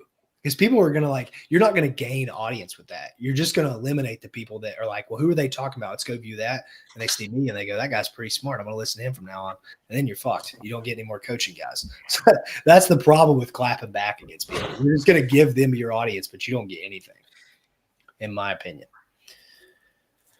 Yeah, that I don't and know. then I'd probably clap back. I'd probably. I don't know. I don't know if I could hold myself back. I don't get that much hate, which is funny to me. But like if I like in the past when I've gotten it, I didn't really address it publicly. Like I don't know that but in my head, I think I would want to. Like I would want to like expose it and be like, this is set. Like like with the bankruptcy thing. Like I filed bankruptcy a while back. Like I was excited to come out like I very publicly put it out there and I think like if there was somebody trying to expose me for something like I think I would I would probably just be real open and public about it. So. Yeah, that's just tough. Like that. I agree. Yeah, that was like we both watched it back separately. I was like, oof, I don't know if we should post this or whatever. But like the overwhelming, everyone was just like, oh, like thank God you posted. So it was like, okay, like it was more, I guess, like the podcast, like listeners are like sick of the bullshit. So it's like, all right, like we're just gonna lean into this moving forward, and I don't know. Dude, there's I another think aspect of this where Amazon and reselling content is literally the most boring content on the face of the earth. I'm not just saying that because I'm out of it. Like, dude, that stuff is like bottom feeder. It's all the same content. So whenever there's new stuff you can make that's like dramatic or fun in any way, I feel like you kind of have to because, dude, I've never heard a new reselling thing in like years. Like, there's never been a new reselling take. It's like the same thing because it's the same type of like situation all the time. So that's another thing. Like, you might as well make it fun. People want fun. They're sick of watching like the same thing every single day.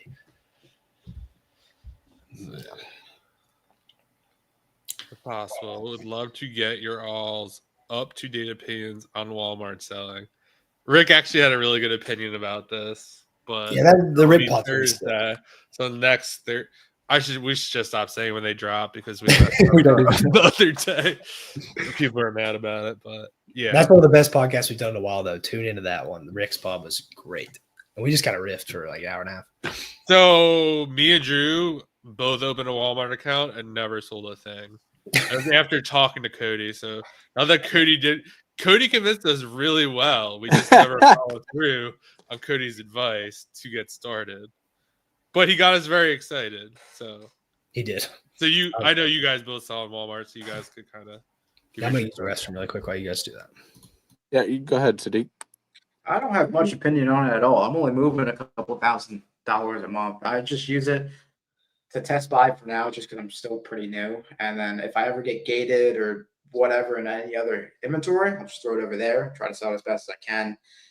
But I still think most of the volume and the numbers I want to do, I need to be on Amazon for the most part. All right. What about you, Yeah. Cody? Yeah, I love him. I love Walmart. Like I think I'm more excited about Walmart than I am Amazon. Like I'm actually selling more volume on Amazon, which I guess kind of negates our point because it's like I can sell a lot of stuff moves a lot quicker on Amazon. But also we're doing a lot of FBM right now too, and so it's like uh, you know FBM is tough on Walmart. Like we took a huge L. We sold a bunch of these basketball net things, and profit was great. The whole thing was great, and then every single one of them got lost, and every single one something about our FedEx. I don't know exactly what happened, but like it's like a whole thing, and it's like nasty. Well, on Amazon, we would have had some protection. On Walmart, it's like kind of messing us up because Walmart is just so inefficient with some of this, and so but big picture, like I think like every Amazon seller should have a Walmart seller account, and you should be actively testing because like some stuff that we've hit, like we hit this electrolyte stuff from Sam's Club, and it just flies. I mean, just like crazy volume, and I bet there's a lot other stuff like that, that does volume on Walmart. Interesting. What'd you say, John? Did you give our opinion or did you say what you thought? Well, I started off. Well, spoiler alert: the person we talked to on the podcast on Thursday, Rick, his kind of take was like he thinks it's going to be the same as Amazon, just quicker. but I don't know. I That's have kind a of why I question. didn't do it. But I have a question for you, Cody, about it. Maybe I asked you this on the pod too, but give another answer, I guess. My biggest issue with it is I think this is why I didn't do it initially after we created the account, is I don't see how Walmart doesn't become far worse than Amazon after a period of time because the volume there is so low compared to Amazon. And they're not going to take market share from Amazon, but they will take sellers from Amazon. So it seems like a bad math equation. But what do you think about that? Because we had somebody give a decent little take on against that, but he said he didn't even know if he was right there. Yeah, I don't know what'll happen in like the next 5 years. I don't really. I have no idea. But like I know some stuff moves better on Walmart than it does on Amazon. And I know there's like a lot of opportunity. Like especially if you're doing the kind of bolo chasing toys and grocery and the hot stuff. Like might as well have a second account to sell it on. I see your point. And I agree. I think Walmart wants to be Amazon when they grow up. It's only a matter of I wouldn't be surprised at all, like going into Q4, if Walmart adds a $39.99 a month fee, the same way Amazon has, and if they add when you ship into WFS, you have to do split shipments with different, like BS that you have to go through, like Amazon. Like, there's a reason Amazon does it that way, and so like I have no doubt that's coming. Like, it's going to get harder and worse, and there's going to be more competition for sure. But also, they're investing in the other side too, and like a lot of Walmart customers don't shop on Amazon at all. A lot of Amazon customers don't shop on Walmart at all, and so like I think there's opportunity on both. Makes sense. makes sense. Have any new comments? Carter, when you coming on here, man? Aren't you supposed to join soon? Yeah, Carter, click on the link. Carter, lock in, dude. Yeah, lock in. Walmart's catalog. What is the thing with lock in? Do you know, Sadiq? Everyone's Lock saying in? lock in. What is It's like focus up, dude. Yeah, Like, just get focus. shit Like together. lock in. I don't know. Walmart's catalog needs a lot of work. It's like the early days of Amazon. John, you just showed boomer energy there, dude. I know. I haven't said that before. I see Hello, lock fellow in. young people. There's some people on. There's actually one person on Twitter who named a supplement "Locked In," and I was like, "That's really Yeah. similar." Everyone's Nice. saying "Locked In." You know what crash out is? It's like what Elon's doing right now. He's having a crash out mode. Oh, okay. I guess I would make that assumption. That's what I meant. Opposite of lock. Cody, you had a good quote about this. It's like the wild, wild west on Walmart right now. Yeah, that's true. But also, people got shot in the wild, wild west, and nobody cared. Like, Sorry, your yeah, little. like be careful with like the people who are talking about it being the wild, wild west are selling bull crap liquidation that they bought at thrift stores and like random crazy places that they can't prove the authenticity, supply chain stuff. Like, you don't want to don't blow up your Walmart account. Like, the biggest it's going to be a huge asset to have an aged Walmart account. So like, yeah, it's the Wild West, but like, don't take that to the extreme. Like, protect your account. Like, don't be crazy. Carter, This is our What's sponsor, up, Carter? Carter VA Fastlane, baby. Carter, what do you think about our baby fied ad? Do you like it? I love it, man.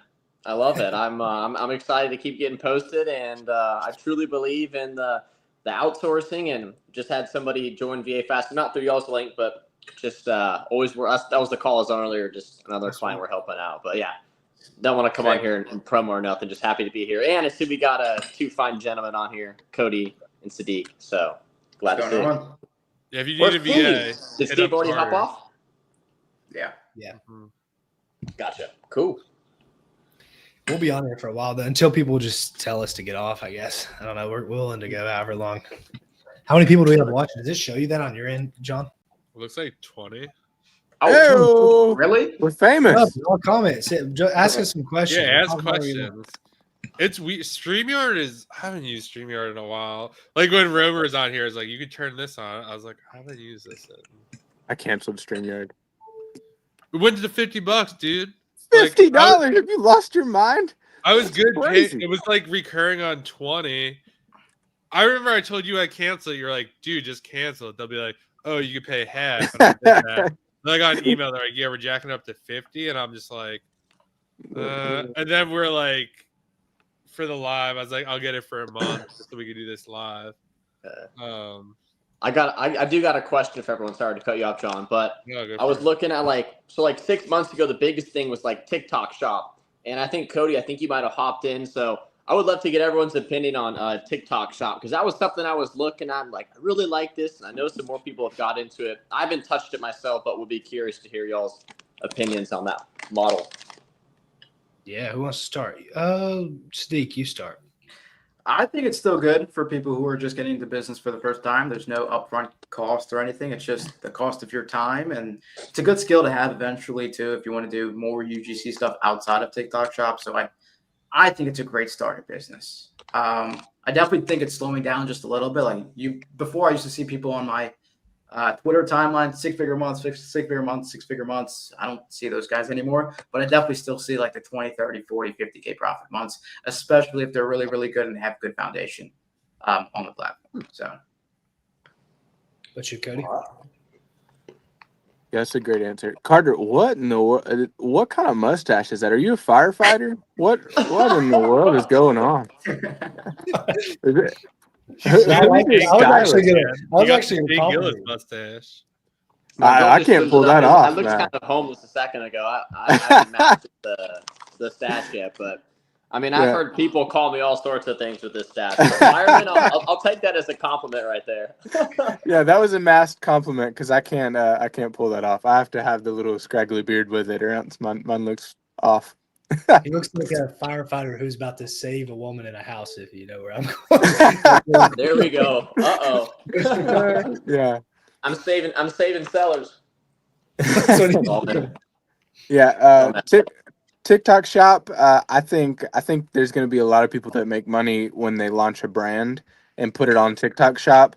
I think the TikTok Shop affiliate boom. Like I personally know someone in my hometown that made $370,000 in 6 months just making TikTok Shop affiliate videos. Just BSing, and they're not good videos either. And so like that was a boom. It was amazing. Hopefully that keeps happening because we're doing the affiliate stuff. But I think long term the people are going to win. Varo, whatever his name is. He launched Snore. I think people that come out with a real good private label brand that they have the real business model put together, they're going to kill it on TikTok, if TikTok stays around. But, I think that's the opportunity as the brand side long term. Yeah. What about you, John? Yeah, I think it's still good. For me, it's been we look kind of dumb because we issued a TikTok challenge and then never did it. I think Sadiq messaged me the other day. He's like, "How's the challenge going?" I'm like, "Dude, I made one video and I go, I'm not doing this shit." For me, I think it's just hard. It's like super time consuming. For me, it's just like I feel like sometimes you just gotta like focus. And for me, it's like AIP, and like I feel like that's kind of, I don't know, getting better. But it's like I just can't. I don't know. Maybe I could do it on the side, but now want to do whatnot on the side. So it's like this constant juggling act, and I'm trying to like apply the Hermosi where you're like you gotta focus on one thing. Obviously, that's like kind of hard, but like it's also like in the industry we're in, like just as Amazon, I don't think it's as risky. But like the influencer program, I guess, could technically go away tomorrow, or they could kick everyone off. Based on what I generate them and what they pay me, I don't know why the hell they would do that because it's absolutely insane. But yeah, I think TikTok Shop's still a great opportunity. I think it's similar to Whatnot, where it's like you kind of have to be entertaining or kind of have that like knack to make something in order to succeed. Like you're not just gonna do 6 figures not being entertaining, which I kind of think is some people's assumption. Yeah. Hey, my wife walked through. Will you tell them what you just said? This is my wife. Hey, no, I was getting on this. Just tell them what you just told me. I just got 3 $100 jobs from the same brand on one platform, like just now. back to back. Yeah. She just happened to be walking through and listening. Yeah. So yeah, it's good for that. That's those little something's got really loud. Sorry if you can't hear me. But yeah, those little wins are great. But we're probably not gonna make $50,000 months doing that. If So I really do think about it, I think you have to have fun with it, and you and Haley have fun with it. we Like do I have see you fun with guys it. at like CrossFit, you're like lifting or something, and then there's like a big pickle in Cody's pocket. Like, oh, buy this thing, and you're like, what? What? Yeah. But like you could tell you guys are just having a blast, and I'm like, that will like resonate with people. Like I don't know if you sold any of those, but like I was like, wow, like what a great concept. Like it's just those you guys are just having a blast, and I think that's what you have to do on TikTok if you want to kind of make it. Yeah, one day I'm gonna want to have like a real product, like a physical product or something that I want to do real marketing with. And like I've learned so much about short form content and marketing around it, just since we started doing this, and like skills stack. So I'll be able to have those skills to do, whatever that, looks like, instead of having to outsource it to someone, that's getting overpaid like my wife is for this $100, video. So Yeah, I That's talked good. about it earlier, Carter. I was just talking about like the attention thing. Like those, I think it's still really good. It's just there's more and more people that do it every day, and it's like a race to the, not to the bottom, but it's just like you have to be really good to make a lot of money. But there's a lot of people that can pop. Like you can make a decent amount of money with it for sure. And I think it's probably one of the best things to start. But those $100,000 months, you just got to be really damn good to do that. Y'all won't believe the ad that I got today. It's from an old Amazon scheme. I'm talking like 5+ years ago. Do I have any guesses what kind of Amazon ad I got? Amazon automation. Automation. Yes. I haven't seen one, Cody, and I mean, I'm talking like maybe 2 years. And I had one populate today. I'm like, man, people are still running Amazon automation schemes. Like, that's just madness. I get them every single day on my personal account when I'm like Every scrolling. day? Whoa. Literally, yeah. God, They're targeting high net worth individuals, Sadiq. That's what it is. I'm not sure how they're getting these details, Oh, that was interesting. I haven't seen any of those, but the model is great. Like if you can run ads, like you can acquire customers for like 500,000, even $2,000 a customer, and sell them a $50,000 automation package. Like those guys are printing money. You get 4 people, you're making $200,000 profit a month. Yeah, their numbers on that is insane. Yeah, it kind of is insane to think though that like someone would fork over 50 grand. No, I totally get it. Like, yeah, people are sitting around there like, oh, I could buy a rental property, or I talked to Amazon. The guys from Amazon want to take my money and reinvest it for me. It's like please don't do that. That's a terrible idea. yeah. If you got think about it, if you like got $1 million, 2 million, like I think there's some stat. 1 out of every 17 people in the United States is a millionaire. Yep. So it's like that. There's a lot of people you can target that would just chuck up 50 Yeah. grand and make an extra like X amount per month. So And there's they're like diversifying their portfolio. Yep. It's And a they don't different care. lotto ticket, I guess. It's a different kind of lotto ticket. Yeah, but they don't look Tax at write-off it. at the end of the year. Yeah, Yeah, it's they wild. look at it as an investment. True. It could be a Yeah, they good don't way think to it's like, lower your taxable income for sure. Let's Yeah. see. Thought that was How many crazy. listings on Walmart is needed to get some sales? Do you see a difference as you listed more SKUs? You just need one good one. I don't think it's an algorithm as much as people think. Like if you have a decent price and you have a good product, like it'll move. Like just list it. Like someone was telling us a story that they listed the Coco Melon dolls from a while back. They listed them, and they're just freaking selling the crap out. Like they're doing their regular business, and then for some reason, they're that $1 is moving on Walmart, whereas it's tanked, all the heck on Amazon. Like like it's arbitrage. Like find stuff that fits the model and then sell it. Like, I think you need one. That's my answer. Interesting. Do you find the same thing? Like you have to send into Walmart constantly to like kind of keep the rhythm, like on Amazon? Yeah, my friend James that does this, like all he does, his entire business is just retail arbitrage, bring it home, ship it in a WFS. Retail arbitrage, ship it in. Like if you guys want to interview somebody on Walmart, like he is like killing it. Like he's a really good person to talk to. And like his whole business is him and his business partner. They go, one of them goes north in Florida, one of them goes south in Florida. They do retail arbitrage, they do loops, bring it back, ship it out. And I don't remember if he ships once a week or twice a week, but like that's like the integral part of his business is WFS. Do you think you guys could do Amazon to whatnot? Now my goal Yeah, here, you could. I already have talked about this with somebody. I used to do a lot of 8A flips, and there's super underpriced stuff on there that just wouldn't flip back on Amazon.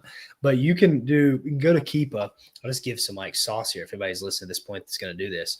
Sorry, Rick. He kind of gave me the idea, but I'll just tell it. So you can get on Keepa Product Finder, sort by a category because you need to be selling in a category. You can't just sell random stuff all the time. And you can put 90-day drop or like now they have 7-day drop, 1-day drop, and just have a drop on Amazon. Search those all the time and see what drops. And if you can acquire goods for like less than $3, less than $4, you can probably double your money all day. Because I said earlier, the fees on there, you can sell something for $7 and get it for $4 and make a profit. Like there's no other. That's a garage sale. Like that's you selling something to a friend. There's basically no fees if the buyer pays shipping. Yeah, I agree. What other questions you guys have? I feel like you guys been like a little quiet. I know. What's up, everybody? Ask some cues. Carter, I got are you on one. Walmart yet? What's up? I was. I don't think I ever put it out publicly, but kind of around the Amazon madness, I would say like in November. I took it as an opportunity to go almost all in with Walmart, and we were like, right off the back. Like I kind of take action like deeper than most, and so like my first month we spent like 10 grand. Next month I wanted to spend 15. I had VAs on it sourcing, and I think Walmart is like a must for Amazon sellers to have just as a backup. Like I know Steve said, like if he ever gets gated on a product or he can't move it on Amazon, having that backup I think just makes sense to have the account. First off, Walmart's free. There's no monthly fee. Also, they require you to have an LLC, which is cool. I think that kind of keeps a lot of the real beginners out that maybe haven't like filed their business yet. But the sales volume for at least most of the products I was selling was just significantly lower than Amazon. And I didn't really, we started to do a little bit of sourcing primarily for Walmart. And just the speed and velocity wasn't there at the moment. And then all of a sudden I had Amazon, I had VA Fastlane, I had Walmart. I was like, I'm juggling too many things at once. And so put Walmart kind of on pause for now. Nothing against Walmart, just for me, didn't really have just enough time to put into it to try to master it and figure it out. But I still feel the opportunity is great. Cool. Walmart has no cap on how much inventory you can send in, plus no inbound added cost. Wild West, it will change, and it will be harder for RA sellers to send in product like Amazon made it. Yeah, probably. I didn't know that you could have no cap on inventory and no inbound added cost. That's crazy. Yeah, no wonder people are so hyped on it. That's low fees too. You can probably sell stuff like really thin there and make a margin. I got a question for y'all. We're on the 100th episode. What is the future of the podcast? Who asked that earlier? Cody, did you ask that earlier? That's a great question, Carter. I love that question. I like the way you think. Did you just ask that like 30 minutes earlier or something? Yeah, just like right before you got out of here. But we were just talking about great minds think alike, so I don't blame you. Let's flip it. So you guys, what do you want the future of the podcast to be? Me and you already answered, so you guys could. Yeah. You guys watch most of the episodes, I think. Sadiq, you could start. We'll go for Sadiq first, then. Yeah, if you gave it and you can be harsh or not harsh. Just like whatever. I don't know. I like how it's going right now. Different opportunities of how to make money. The only thing for me is I can't watch a lot of these because I'm gonna want to do the business too. I have because I have Amazon and I have PL. It's like I don't need or want anymore. So I skip a lot of those, but I like the Amazon ones a lot. And if there's something with high enough figures like 7K a day with Jake Rader, definitely gonna watch that.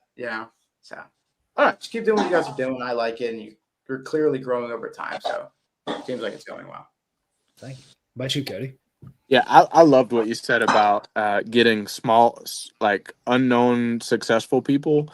Like everybody launches a podcast and they're like, we need to get the influencers. And like, I don't want to like self-deprecate, but like I've been asked to go on people's, thing, and like even me being here today, and it's like I make content and I like talk about what I'm doing, but like I'm not that successful yet. Like I'm kind of just like some guy. But then like I know somebody that has zero content that's like killing it. Like if you saw their P&L, like they're killing, like they're making crazy amounts of money, and you don't know their name. And if you go to their Instagram page, it's them and their dog, and like you have no idea. And so like I'd love to hear from those people more. So like I think making that like a point is like non-famous successful people there's an edge if you can talk to those people, the practitioners, the people really doing it that have nothing to sell you. Like that's a great piece of content. It's just hard to get a lot of those people because they're like, they don't. There's a reason they're not on the internet. Right. doing Yeah. stuff. Exactly. Yeah. Yeah. But I mean, as long as we're not some massive podcast, I think we can get most people because they're like, well, not that many people are going to hear my message, and like, how many people are going to act on it? Like, low chance of it getting like saturated or whatever. Like, they're not going to blow their cover. Yeah. What do you think? I mean, I agree with Sadiq and Cody as well. I think the variety is nice. Obviously, kind of started mainly Amazon focused, but you branched into like all these different models, and like what Cody said, it's not always like the big guys that have hundreds of thousands of followers. It's like, hey, this guy has no social media following, and he's still like crushing in his business. Like I remember the YouTube guy that came on. I don't know if it's like, I don't think YouTube automation is the right word, but just like creating long form videos that like of all sorts of topics. I like looked into that like 6 or 7 years ago. So I guess it's cool to see that business is like still around. Like people are still able to have success with it. But just loving the variety. And then I just like the honest takes. Like typically when I flip the camera on, like I'm usually super professional. I'm usually not talking things outside of the business. So it's kind of nice to come on and like, 60% of the time, 70% like it's business, and the other 30% is just like life, going through some issues, like just some stuff outside of the business. I always like to hear, but I've been loving it so far. I appreciate that. That last part, I should have mentioned that earlier. I would like to, I don't know, me and John thought that is a point when we started this pod of like, can we talk to people and get more in their head of like, the hard things they've gone through, the ups and downs, get them kind of emotionally like, like they're pumped to be there. They have good stories to tell, not just like, here's how you do this, because there's just enough of that out there. So it's cool to just get to know these people. Like I would love for people to watch the pod, come away from and be like, I could be friends with that guy. That type of thing. Not, I just like his model. I want people to know the people we're interviewing as well. Yeah, exactly. I'm about to hop in a car to do a Facebook Marketplace picking up a buffet for a steal. So I'm going to come back on in like 5 minutes while I'm driving just so I can listen in. So I'll be right back, y'all. Cool. Nice. So good. Yeah, I actually got to run too. This has been a lot of fun. Thank you so much for the invite. Yeah, thanks for coming. Anytime, dude. Hit it. Yeah, I got next 100 episodes. Cheers. Peace, Oh, man. yeah. Thanks. See you guys. Later. You guys should have more eBay sellers. I'll be honest.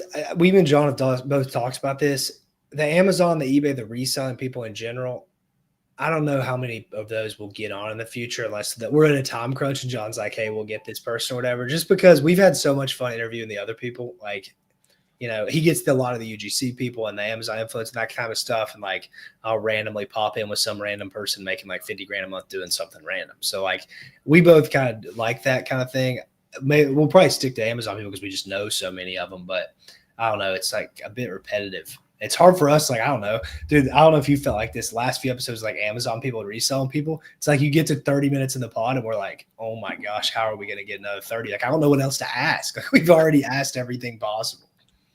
Yeah, I would agree. It's like, I think it's also like just the fact that you just don't know like their model. So like, you just have so many questions. Yeah. Like the whatnot one was a good example. It's like, well, what happens like if it gets lost, like you just don't know all these things, and you have like we have like a good base knowledge of Amazon. So I do think, yeah, I mean, we're always interested in like other people. I'd be interested if like someone sells like really something unique on eBay or something Yeah, like that. for sure. And we've had some eBay sellers on before, for sure. We give us Misa. Yeah, or drop some. Give us a bunch of recommendations. Like literally list out a bunch of eBay people. I mean, John does the outreach, and he one of these people will respond to it. What about Instagram faceless? Oh, this could be good for Drew. And creating your account with a special niche and evangelical guide, months of posting. Do you think this is still a good business model? For some reason, I think Drew has some good insight. I worked literally 12 hours a day on this, like for probably 2 months straight. Like we've had some serious 2 to 3 hours conversation. So everything, if Claudia, if you're like a watcher of this podcast, everything ever edited, she is for sure. She leaves a comment like every episode. We appreciate it. Yes, thank you. Sure. If there's any editing that is done, I've done it. And I did not know how to edit until I started the faceless Instagram. So I learned how to edit because of that, but I made no money and I wasted tons of time doing that. And it's possible it can work, but it's just not a very efficient model. It's like you're just kind of like throwing slop into the ether until you catch traction. And then can you convert it to an audience? And it's like really hard to do that. Like I started it with someone else too. I started it with a partner, but somebody else online I did at the same time as me. And he had way more success with me faster. He got like 50,000 followers in a month and it was having views over a million views on his videos. And he was in a good niche, like psychology or something. He couldn't even get 50 email signups when he was pushing a product. And maybe it was his fault. Maybe it was my fault. I think there's something to that because people make it work, but I don't know. I don't recommend it. It's just like anything where you're just putting tons of time in for free stuff like that. And they're just like expecting to kind of hit the lottery a little bit. I don't know. It's tough. To me, those aren't the most appealing models. And it wastes a lot of time unless you just want to build the skill. Same with the Etsy seller. If you saw that girl, she had a lot of good stuff on there. But what I've learned about that model, it's kind of like Instagram faceless. Like you have to put a lot of work in to get good at that. And it's just like no return for a really long time. So that's my thoughts on it. What else? Sadiq, what's up, man? You haven't talked to me, dude? I feel like you've been quiet. Yeah. I don't know what else to say. I don't know. Dude, we've talked to you so much recently. It's like you I know. are. That's cool. We love having you on, dude. You're a good guest. Appreciate it. How's that? Are you still doing crypto at all or no? Bro, I was like really down on it because We almost canceled this podcast because Drew was on a roll. No. Not really. I mean, if I would have hit a huge one, I would have been doing something. But I blew like 19 grand last month. So I made like 30K or 35K or so in April, blew like 20K in May.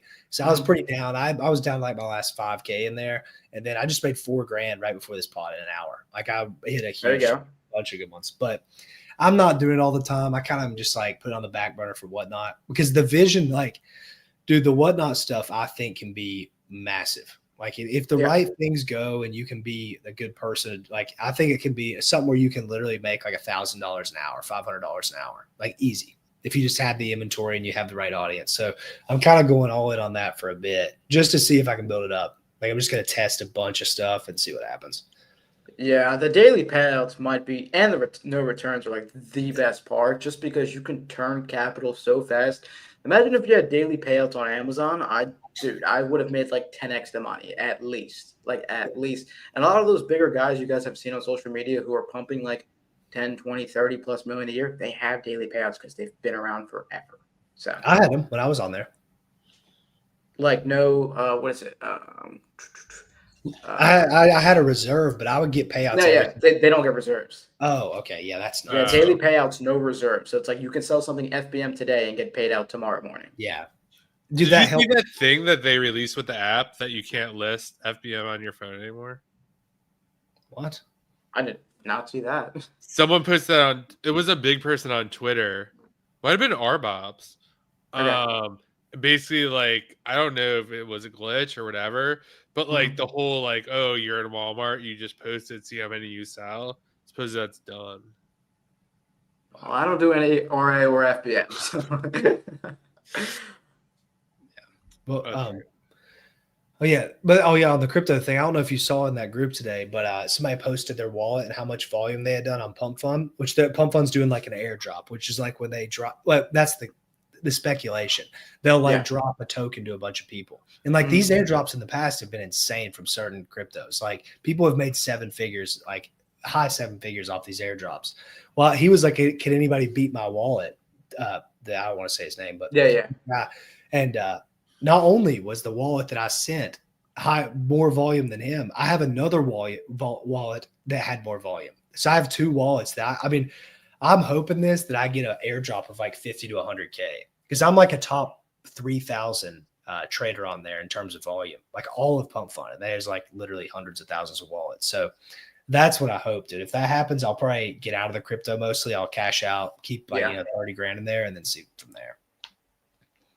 I hope that happens, but that's kind of just wishing. I don't know. Yeah, for sure. Is blogging and promoting affiliate links via Pinterest and Instagram would be a waste of time also, in your opinion? Not if you enjoy it. If you're doing it on a personal thing, you're showing your face, that's never going to be a waste of time because you're building your brand. Like you're building yourself, which is like very important in the future. So it'll be hard, but I think it wouldn't be worse. I heard Pinterest could be like pretty crazy. Yeah. For that kind of stuff. I mean, I guess it depends on your need. I've never done either. So I don't know, but I mean, if you like it, yeah. Yeah. I've heard of like Amazon influencer people like making almost Pinterest boards of all their videos. I don't know like how much they're making or whatnot, but I don't know. I don't do it either. I don't do RA and have invoices for my products. I sell on Amazon, Walmart, and eBay. Lots of sellers are moving to live selling. I will be making the move as well. Yeah, I mean, the problem is, man, this is what's going to hit a lot of people in the face. And I know that we're going to get this question a lot from people is your inventory has got to be cheap, especially when you're starting, because you're not going to get the price you want. Like these people are on there for steals. So for it doesn't translate, which I like that it doesn't translate from like you can just do the eBay, Amazon to there. It's like a whole different thing altogether. So yeah, that's what I would say, but you should try it. Just know going in that it's like that's not exactly the same. And I have not applied to sell on eBay Live, but the person at the post office today mentioned that to me. They said that was like a big thing now. So I saw someone talk about that the other day too, and supposedly that's like really good, but yeah, I don't know. Yeah, the problem, I have no clue about it, but in my head, the first thing that comes to mind is it's really hard to get people back on a platform that are already kind of not on it. Like who shops on eBay? Like not a lot of people that I know, at least. So like to bring them back to eBay would be hard, but a new shiny app like Whatnot, that's why I like the Whatnot thing. Yeah, I would agree with that too, because it's like I shop a lot on Amazon. I would not be interested in like watching someone live on Amazon. Yeah. It's personally, like I'm going on Amazon to buy the stuff I buy. Like I could care less. Yep. It's hard to do that. I don't even know what that is, so you could read that, Drew. Have you got a Trez or a hardware wallet? I lost 20K from not using one 2 years ago. Yeah, dude, I don't keep much in my wallet. I just use Phantom, but I don't keep over like 10 grand in there at a time. I mean, I'm transferring to Coinbase and then to my bank account. I'm stable in it a lot, so I don't hold. I like day trade, like not even day trade. I'm trading every few minutes, like of buying and selling. So I don't hold a lot on there, but I appreciate that. But if I ever get a lot of money in crypto and I want to keep it, I'll get a hardware wallet. But at the moment, I don't really care. We got 29 people in here, guys. Ask some questions. Come on. We got, feel like I want that. They're like, come on. Bid it up. Come on. Yeah. Too cheap. That's what you do on Whatnot. Too cheap. You're gonna steal. Ask Deke some questions. He's a $4 million seller on Amazon. He's a big deal. He's one of those secret guys. He's one of those secret guys. Yeah. What about you guys' personal life? You guys doing any hobbies or anything new? Like me personally, I've been trying to travel a lot more. I have 1 million Amex points, 1 million Chase points. So I'm in Orlando right now visiting my brother. Gonna go back to Miami end of this month, going to California next month. Like I'm just trying to travel as much as possible just because I've spent like the last 2 or 3 years just working every day on my computer at the house, you know? Yeah. I'm not traveling much. I've burnt so many Amex points. I used to have like 2.5 million Amex points when I quit Amazon. I've burnt so many. You know what? On Amazon, like spend them on Amazon, which is a horrible return on your points, but like it's free money. Yeah. I'm trying to just get in the gym more. That's all I'm worried about for personally. I think I was getting not sad, but I was just getting way off track not going to the gym. Dude, if anybody's not going to the gym, go to the gym. It'll help your mental health a ton. That's what I I've been doing agree. lately. I'll try to get my health and fitness journey back on track. I kind of put it to the side to build the AIP, and now AIP is like kind of getting there. It's time to get that back on track. But yeah, Yeah, I'm not a big like travel guy that much. I traveled a lot when I was younger and stuff, so I'm not like I've never had the desire to do it, but I get why people do it. Obviously, maybe I will in the future. I don't know. I wanted to travel more when I was more successful on Amazon. I was like, we might as well spend these points, but that came and gone, so I didn't get to. Yeah, I got like a bunch of friends in a bunch of different cities, like Texas or Austin, Texas, Miami, California, all that stuff. So I want to see some more stuff. So that's what I've been doing, and then I've also been hooping again every night because I tore my ACL last year. I finally got cleared a few months back, so I literally play like every night, like 8 to 10.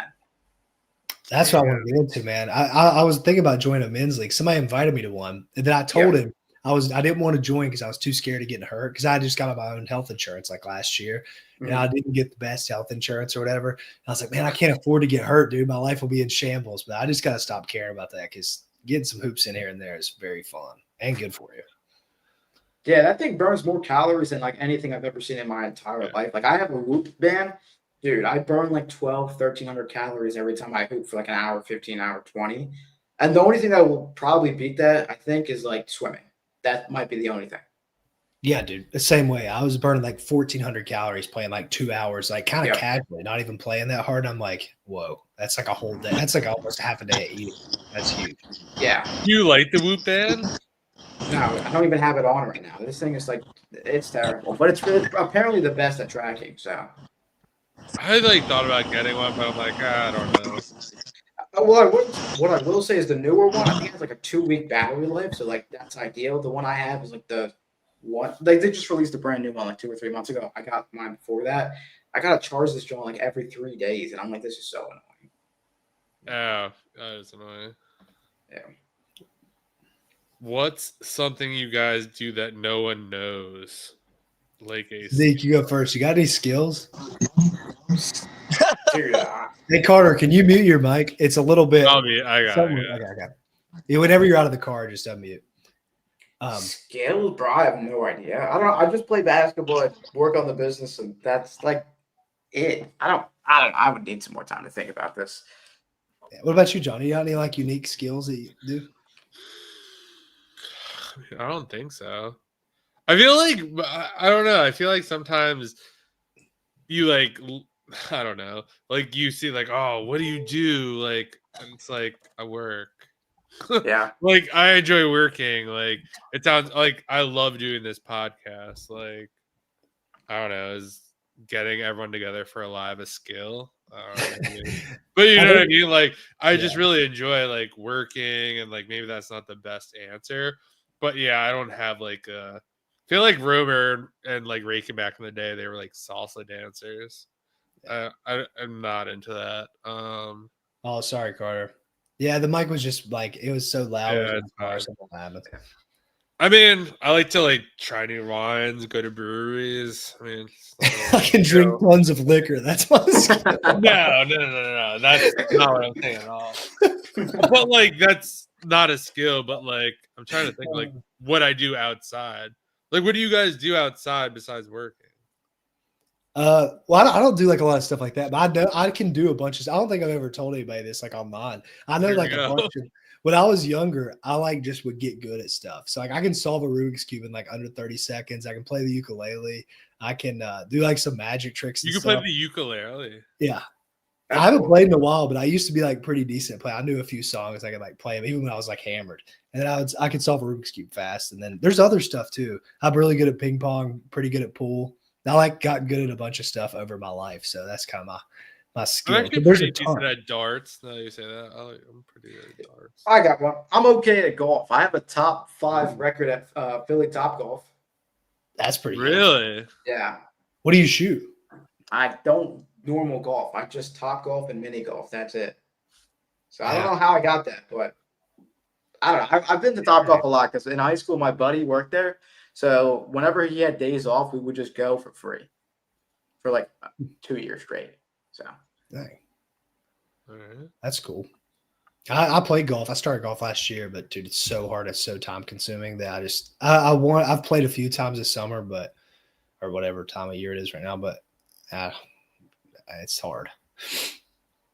This question is more for Sadiq.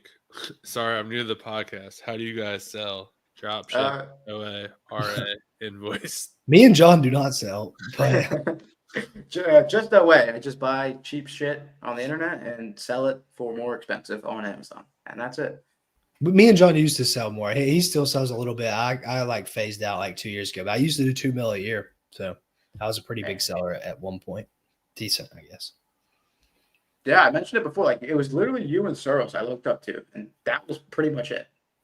That's crazy, dude. It's crazy that I just kind of like stopped doing and disappeared. When there's probably like if you think like that, think about how many people probably like watch my stuff and like thought my content was good for OA, and I just dropped off. Yeah. Yeah, I don't know, man. Guys, So drop some more questions. There's 28 of you in here. Yeah, that's some huge. We need better stuff than Carter saying he's the best fisherman. He can have the fisherman. I'll give him buckets any day of the week. Like any day. Is there Wait, good are you good? fishing in Texas? He's in Texas, right? Carter? I think. I think so. I don't know. I don't know. I No, don't really definitely think like Texas. He's Texas is definitely like a Texas. fisherman place, but I mean, If me and John ever do a meetup for the pod, we're definitely gonna get. we gotta do one for sure. You think? Are you good, Sadiq? I would say so, yeah. Carter is in Texas. I bet I'd cook you. No shut up. Yeah, I probably don't look. I'm good at basketball. I was good. I played like high level AAU and stuff. I was pretty good. I'm still decent. Former Amazon sellers versus Amazon sellers. Live podcast meetup. We'll live stream it. I don't even know who's good in the Amazon space. So it's like you, Miles is Miles, good, I heard. Carter. Yeah, I played with Miles before. He's good, but I was playing on a 20 ACL at the time. So, Well, yeah. somebody said we need the intro done with the ukulele. Maybe. I was thinking about that as soon as you said ukulele. I'm like, If I could play a song to like do the intro, that would be pretty cool. But that's like the least hype thing ever, so it'd be tough. I could edit it. I could edit in like crazy bass in the back of me just strumming my ukulele. That would work, I guess. just curious for those that have cash on the side. How do you go investing, or what do you like to invest in? What do you do, Sadiq? Blue chip stocks, S&P 500, and then I have a pretty good cash reserve just in case I find anything that I want to put money towards, or if I just want to throw it back into inventory if there's good enough opportunities. I just keep a good stack in the bank, and then the rest goes to S&P 500 and Apple, Tesla, just blue chip stocks. You like in Tesla right now? What do you think? I don't look at it at all. I just Okay. I don't. Yeah. I Good just throw day it not in. Got it. Yeah. John, do you invest? Mm-hmm. More like blue chip stuff. I do mostly like Roth IRA. I always max that out. Yep. A lot of cash on hand for. I haven't really deployed it though. Like, I think I just like the idea of having like a reserve that if something came up, I could do it. Yep. Yeah. I'm like 40% cash, 50%. I have like a financial advisor that handles half of the investment money, and then I use autopilot for the other half, the one that invests in stuff for you. I don't know if you've seen that, but it's been pretty good. I'm up like a 14, 15% stuff, started using it, which was like a year and a half ago. So it's good. And then crypto for the other 10%, I guess. If anyone has like a legit LLC or S corp or whatever, definitely do the Roth IRA. I can't even tell you how much I put in versus how much it's worth is absolutely insane. It's like 4 or 5x at this point. So yeah, definitely do that. Cash under the mattress. Oh, guys, ask some questions. We'll stay on as long as you guys are asking questions, but if not, I don't know how long we'll go. Been 2 hours and 15 or 17 minutes. It says there's 20 people on YouTube alone. They're just watching us. No comments. Guys, say something. Yeah, say something. Oh, man. Mine's bad. Oof. Yeah, when you told me that the other day, I'm like, God damn. I have the worst sleep schedule. What's your sleep schedule, Drew? Actually, you guys say it first, and I'll pull. I track mine every night, so I can tell you. You won't believe how bad it is. Go ahead, John. For me, I'm usually to bed by 10:30, 11. Ideally, I always try to do this. I'd like to get to bed by like 9:30, fall asleep by 10. I wake up pretty early. I'm up by like 5:36. Usually without setting an alarm. Like I tried to sleep in. Like I had my parents came last weekend to celebrate my birthday. And I was like, oh, like it was just a long weekend. Yeah. And then I was just like, oh, I'm gonna sleep in. 5:15. I woke up. I set my alarm for like 6:37. Never got there. So I'm usually good to wake up at like 5:45, 6. Okay. That's pretty good. Mine's is terrible. Or it was terrible. We got on track recently, but I used to be like 2, 3, 4 a.m. because when everything's quiet in the house and I'm just like thinking and I'm flowing and I'm doing a ton of work, that's when I get the most done or I have the best thoughts. But I had to get rid of that because I was waking up at like 10, 11. I'm like, that is terrible. So I've been on like 11 p.m. and then wake up at like 6:37 now. That's like the last 3 weeks. That's not too bad, is it? No, that's good now. But going to bed at 3, 4 a.m. and the other issue is I was like abusing caffeine, like abusing it. So see, I can't drink caffeine after like 10 a.m. or I'm done. Yeah, I'll be up all night. Mine's is like 2 p.m. now. 2 p.m. I'll be all right. But no way. My sleep after I started the crypto stuff went down the drain, man. I sleep today. This week's been good, but not really. I got the most sleep I got was 7.5 hours, and then usually I'm averaging under 6, close to 5 hours. So going to sleep at like 1 to 2, waking up at 7:30, it's 8 o'clock. It's pretty bad. But I abuse caffeine too. I'm trying to get that more better. I'm just trying to sleep in, like get to 9 o'clock, 9:30. I don't have to be up at 8 a.m. or whatever. So and try to go to sleep earlier too. But mine's bad, man. Yeah, I like to be early or up early now just because it feels like I do more in the day, Yeah. And if you take caffeine at the right time too, like I'm not crashing for a nap either. So. Yep. Do you take naps? Not anymore. I got the perfect system now. I wake up at like 7 a.m. I'll chug 2 waters. I'll wait after I'm done with the waters. Wait like 90 minutes. Then I'll have like a ghost or something, and then I'm good. All right, we're gonna clip that, like what we're gonna say, like the morning routine of a $4 million seller. Hopefully it goes viral. Hopefully everyone does like chug 2 glasses of water, and you'll be on Sadiq's level. What's y'all take on Shannon Jean, the auction buyer that's been on other podcasts? Would you have him on? I don't know who that is, to be honest. Me either. Looks like he's big. Let me see. Yeah, we got him on the podcast, sure. Oh yeah, that's pretty cool. He's got 40K on Twitter. Whoa. That sounds mean to say that, but just being honest, I don't know who that is. Yeah. Only ever tasted a coffee. Don't consume caffeine at all. Just requires me to get like 8 or 9 hours of sleep. You gotta live a little, Carter. Get you a monster in there, dude. Have some fun. Yeah, or a ghost. Come on. What's your perfect 9 to 5 job if you ever decided to go back? Jeez.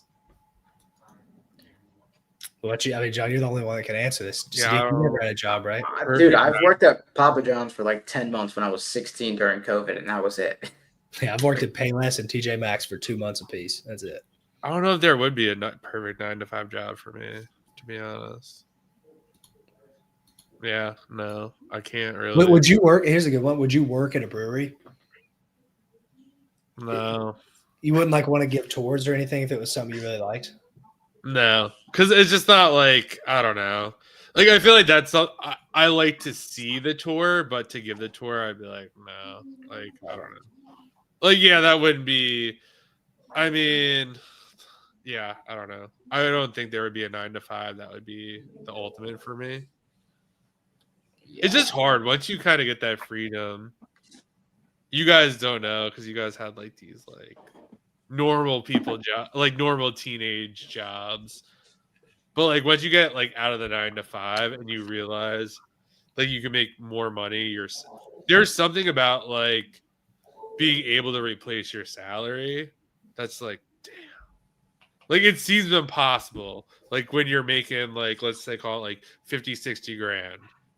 Like, to replace like $14, $15 an hour, it's like, yeah, you could easily do that. But like benefits and all this stuff, and like, you just show up every day and like it's not a big deal. So I do think like once you get out of that and you realize there's other things you could do to make much more than that, like it's really hard to go back. Or would be for me. I wish we knew. Actually, I don't. I'm happy No, I- you don't. You definitely don't. Thoughts on the current price? None of you guys have a real job. I mean, we're podcasters. That is That's what we do. you're saying Joe Rogan doesn't have a job? Me and John make $260 a year. Thoughts on price of Bitcoin right now? What are end of your predictions? I'm guessing end of year. What? I don't know. I think the economy could, with this Elon Trump stuff, like literally just now popping off. Yeah, that's crazy. I could see things getting pretty bad because that alignment there seemed like it was good, like overall for the country. I don't know what happens after that. And Bitcoin kind of just follows the economy, unfortunately. So I hope it pops off and goes to 500K. I'll be very rich, but I don't know if it will. For me, that was like something that's like, yeah, this will never work out in the end. Just like two guys with huge egos. Yeah. And here we are. What, like, I don't know how long he's been in there, but I wonder what's been happening since we've been on here. It's probably gotten even crazier since we've even got on here. dude, when I first saw Elon trending, he was at like maybe 450K in like the post thing. Oh my, it's a 2 mil now. Yeah, I mean that's insane. Oh, he hasn't tweeted since we've been on here. And then Tesla's at 2. Yeah, shit. Somebody said to stop tweeting Elon. The stock is going to zero. All right. Carter has never had a job in his life, but if he did, kind of train like HVAC. Yeah, those people are going to make a shitload of money. They definitely do. Yep. For sure. Boring business can produce big results from what I've seen. Also less competition. Carter's like Cody Sanchez right now. Yeah. Have you guys had anyone on with Lego investing? We have. What's his name? Crap. I don't know. Shane. Shane is his name. Brick Bucks is his Instagram. If I had to guess, he'd be in like the 40-ish to 60-ish range. Podcast number. Maybe earlier. Earlier? I don't know. Yeah. Actually, what do you think about this, Sadiq? Do you like that we do 2 episodes a week, or would you prefer 1? Or would you? No, this is perfect. Schedule's perfect. I know exactly when they're coming out. I get volume of 2 a week. I look forward to them, and that's it. Yeah, perfect. Because John likes the 2, and I think I was like, but 2's a lot, but that's good for you saying that. I'm glad that you like 2 of them. Yeah, and it's that schedule too, so I like know exactly when it's coming. Like if I really, really like a YouTube channel and I have no idea when they're dropping, it's like you got to be on your toes, you know. Okay, cool. That's good. all right. Yeah, but- Forever asked that. I just put it in Google. I'm going to put the link in the chat. In the description does not say the episode number, so you're going to just have to go by the YouTube link. Yeah, Lego investing sounds really cool. Like I like talking to those people, but to me it's just tough. Like that, it's not as simple as it seems. I think like not all those sets do well, and they could be like 7 to 8 year holds, and then it's like, is your money better spent elsewhere? I don't know. I don't know enough about it, but my experience with it hasn't been amazing, except for the stuff I accidentally bought in 2020. Not even accidentally. I mean, I pressed the buy button, but it just wasn't good until like now. That's 5 years to get like a 2x return. I don't know. Better than the stock market, but I don't know if it's the best place to put your money. But I'm also not educated enough about it to make like a hard stance. It also depends on what you need. I feel like one of the biggest takeaways from this podcast was actually Sarah. Again, I don't know what episode it was, but she was basically like, if you need to make extra money, a reselling business is not a great business for you. So you got to spend so much money on inventory. Yep. Like if you need to make 1,000, have to spend 5,000. Probably not like the ideal situation for you. And Lego investing, you're parking thousands of dollars for what, 2 to 3 years. I agree. Oh, whatnot. I see sellers selling luxury items for so low. Where do they get supplies? And they're not a risk for the sellers eventually selling fake Gucci, etc.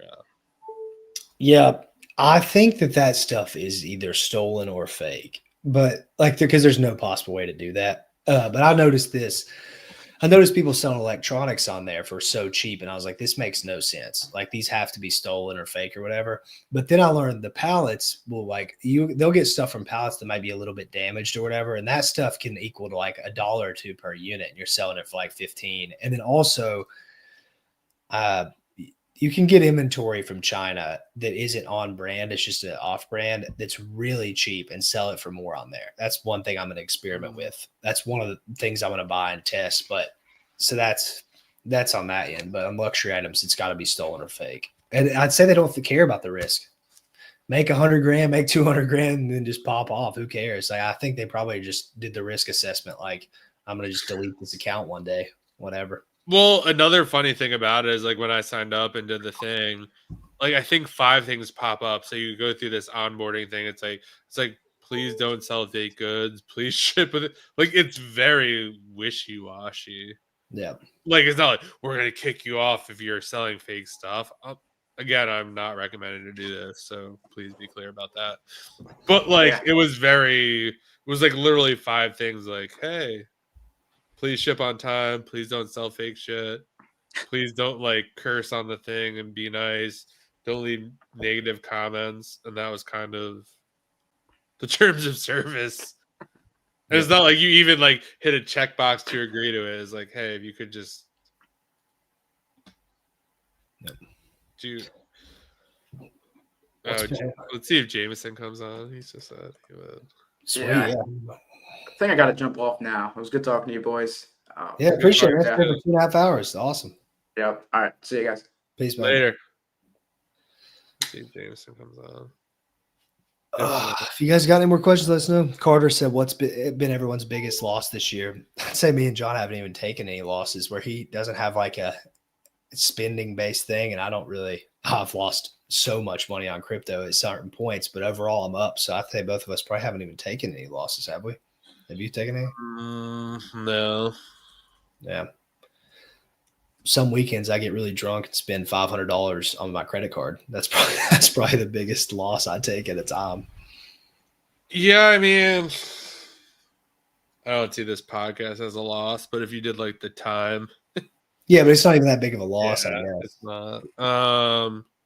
Yeah, I haven't really taken which is nice because it's like, yeah, you can really stay when I financially. was on Amazon, god damn, there was a lot of losses. Yeah, or like things you like just couldn't predict or whatever. What Yeah. other questions you guys got? yeah, keep them ripping. Carter's just ripping the question. Carter. He's gonna keep us on here forever. What is the highest margin business you could all think of? One-to-one Info coaching. for sure. Yeah. Yeah, but your margin is literally 97.9% or something, whatever, 2.1% for a credit card fee. That's it. Yeah, I mean, if you could outsource a team and do all that kind of stuff, I mean, It drops it, but yeah, but I mean, hypothetically speaking, yeah. I mean, I'm just saying coaching. Yeah, you're literally making every dollar 100%. like I guess if you're the coach though, your amount per hour made goes up because you're not doing anything. Yeah, even though you're hiring people. Yeah, hypothetically speaking. Anything else, anybody? Yeah, Car, you don't have to keep ripping questions. Yeah, Like, what else you can questions mind. you guys have? Yeah. Anybody got anything? Is there people watching still? How many people watching? Got 23. Is that accurate? Is there really 23 of y'all? Like the video and leave a comment. Let me refresh on YouTube. Stringer is saying 23. Yeah, it seems to add up on YouTube. Sweet. I think so. Well, y'all, if you're watching 2.5 hours, appreciate you guys. Glad to have the 100th episode. We're pretty Yeah, pumped. hell yeah. Thanks for being part of this stream.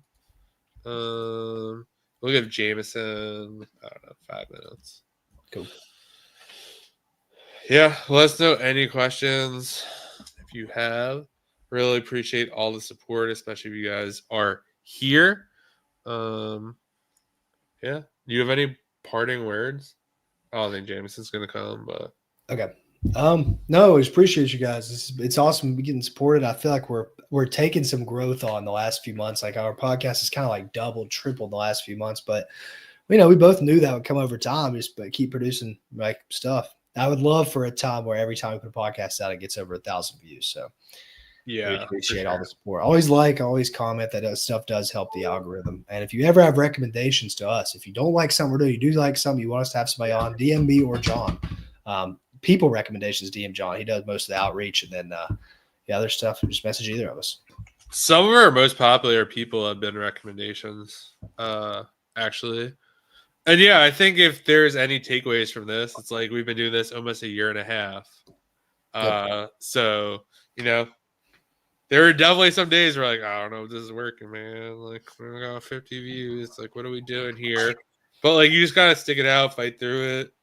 And I think you gotta find something like you really like doing. We both really like doing this, talking to people, helping you guys out, stuff like that. So if you're looking for something, I think you talked about it. It was like, yeah, if you want to do a business model, like, do not do a podcast. It is not good. It's the worst thing ever. But I mean, but we enjoy. Like, we didn't go into this being like, oh, we're gonna make money. Like, we're just like, yeah, we talk for like 3 hours a week. Like, maybe we should just record it, and then here we are, 100 episodes later.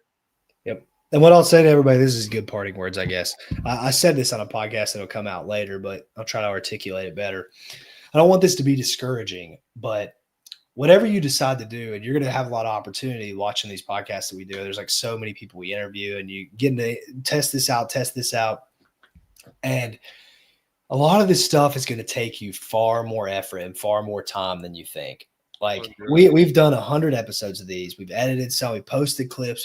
John's done all this outreach and to guess all these things, and we've made no money. Like we're a net massive negative for the podcast, which podcast is a terrible business model. So I hate to give that example, but everything me and John have tried, we've lost at a lot of stuff, and it takes a lot of time. Like he's been doing that influencer program thing for over a year now. Yeah. And it's like, it just takes a lot of time to get good at a lot of this stuff. So don't let anybody online tell you that it doesn't, because it's going to take longer than you think, much longer than you think. For sure. A lot of times. 100%. With that being said, thanks for being here, guys. Like, subscribe, do all that stuff. We really appreciate you guys, and we'll see you in the next episode. Peace. Peace.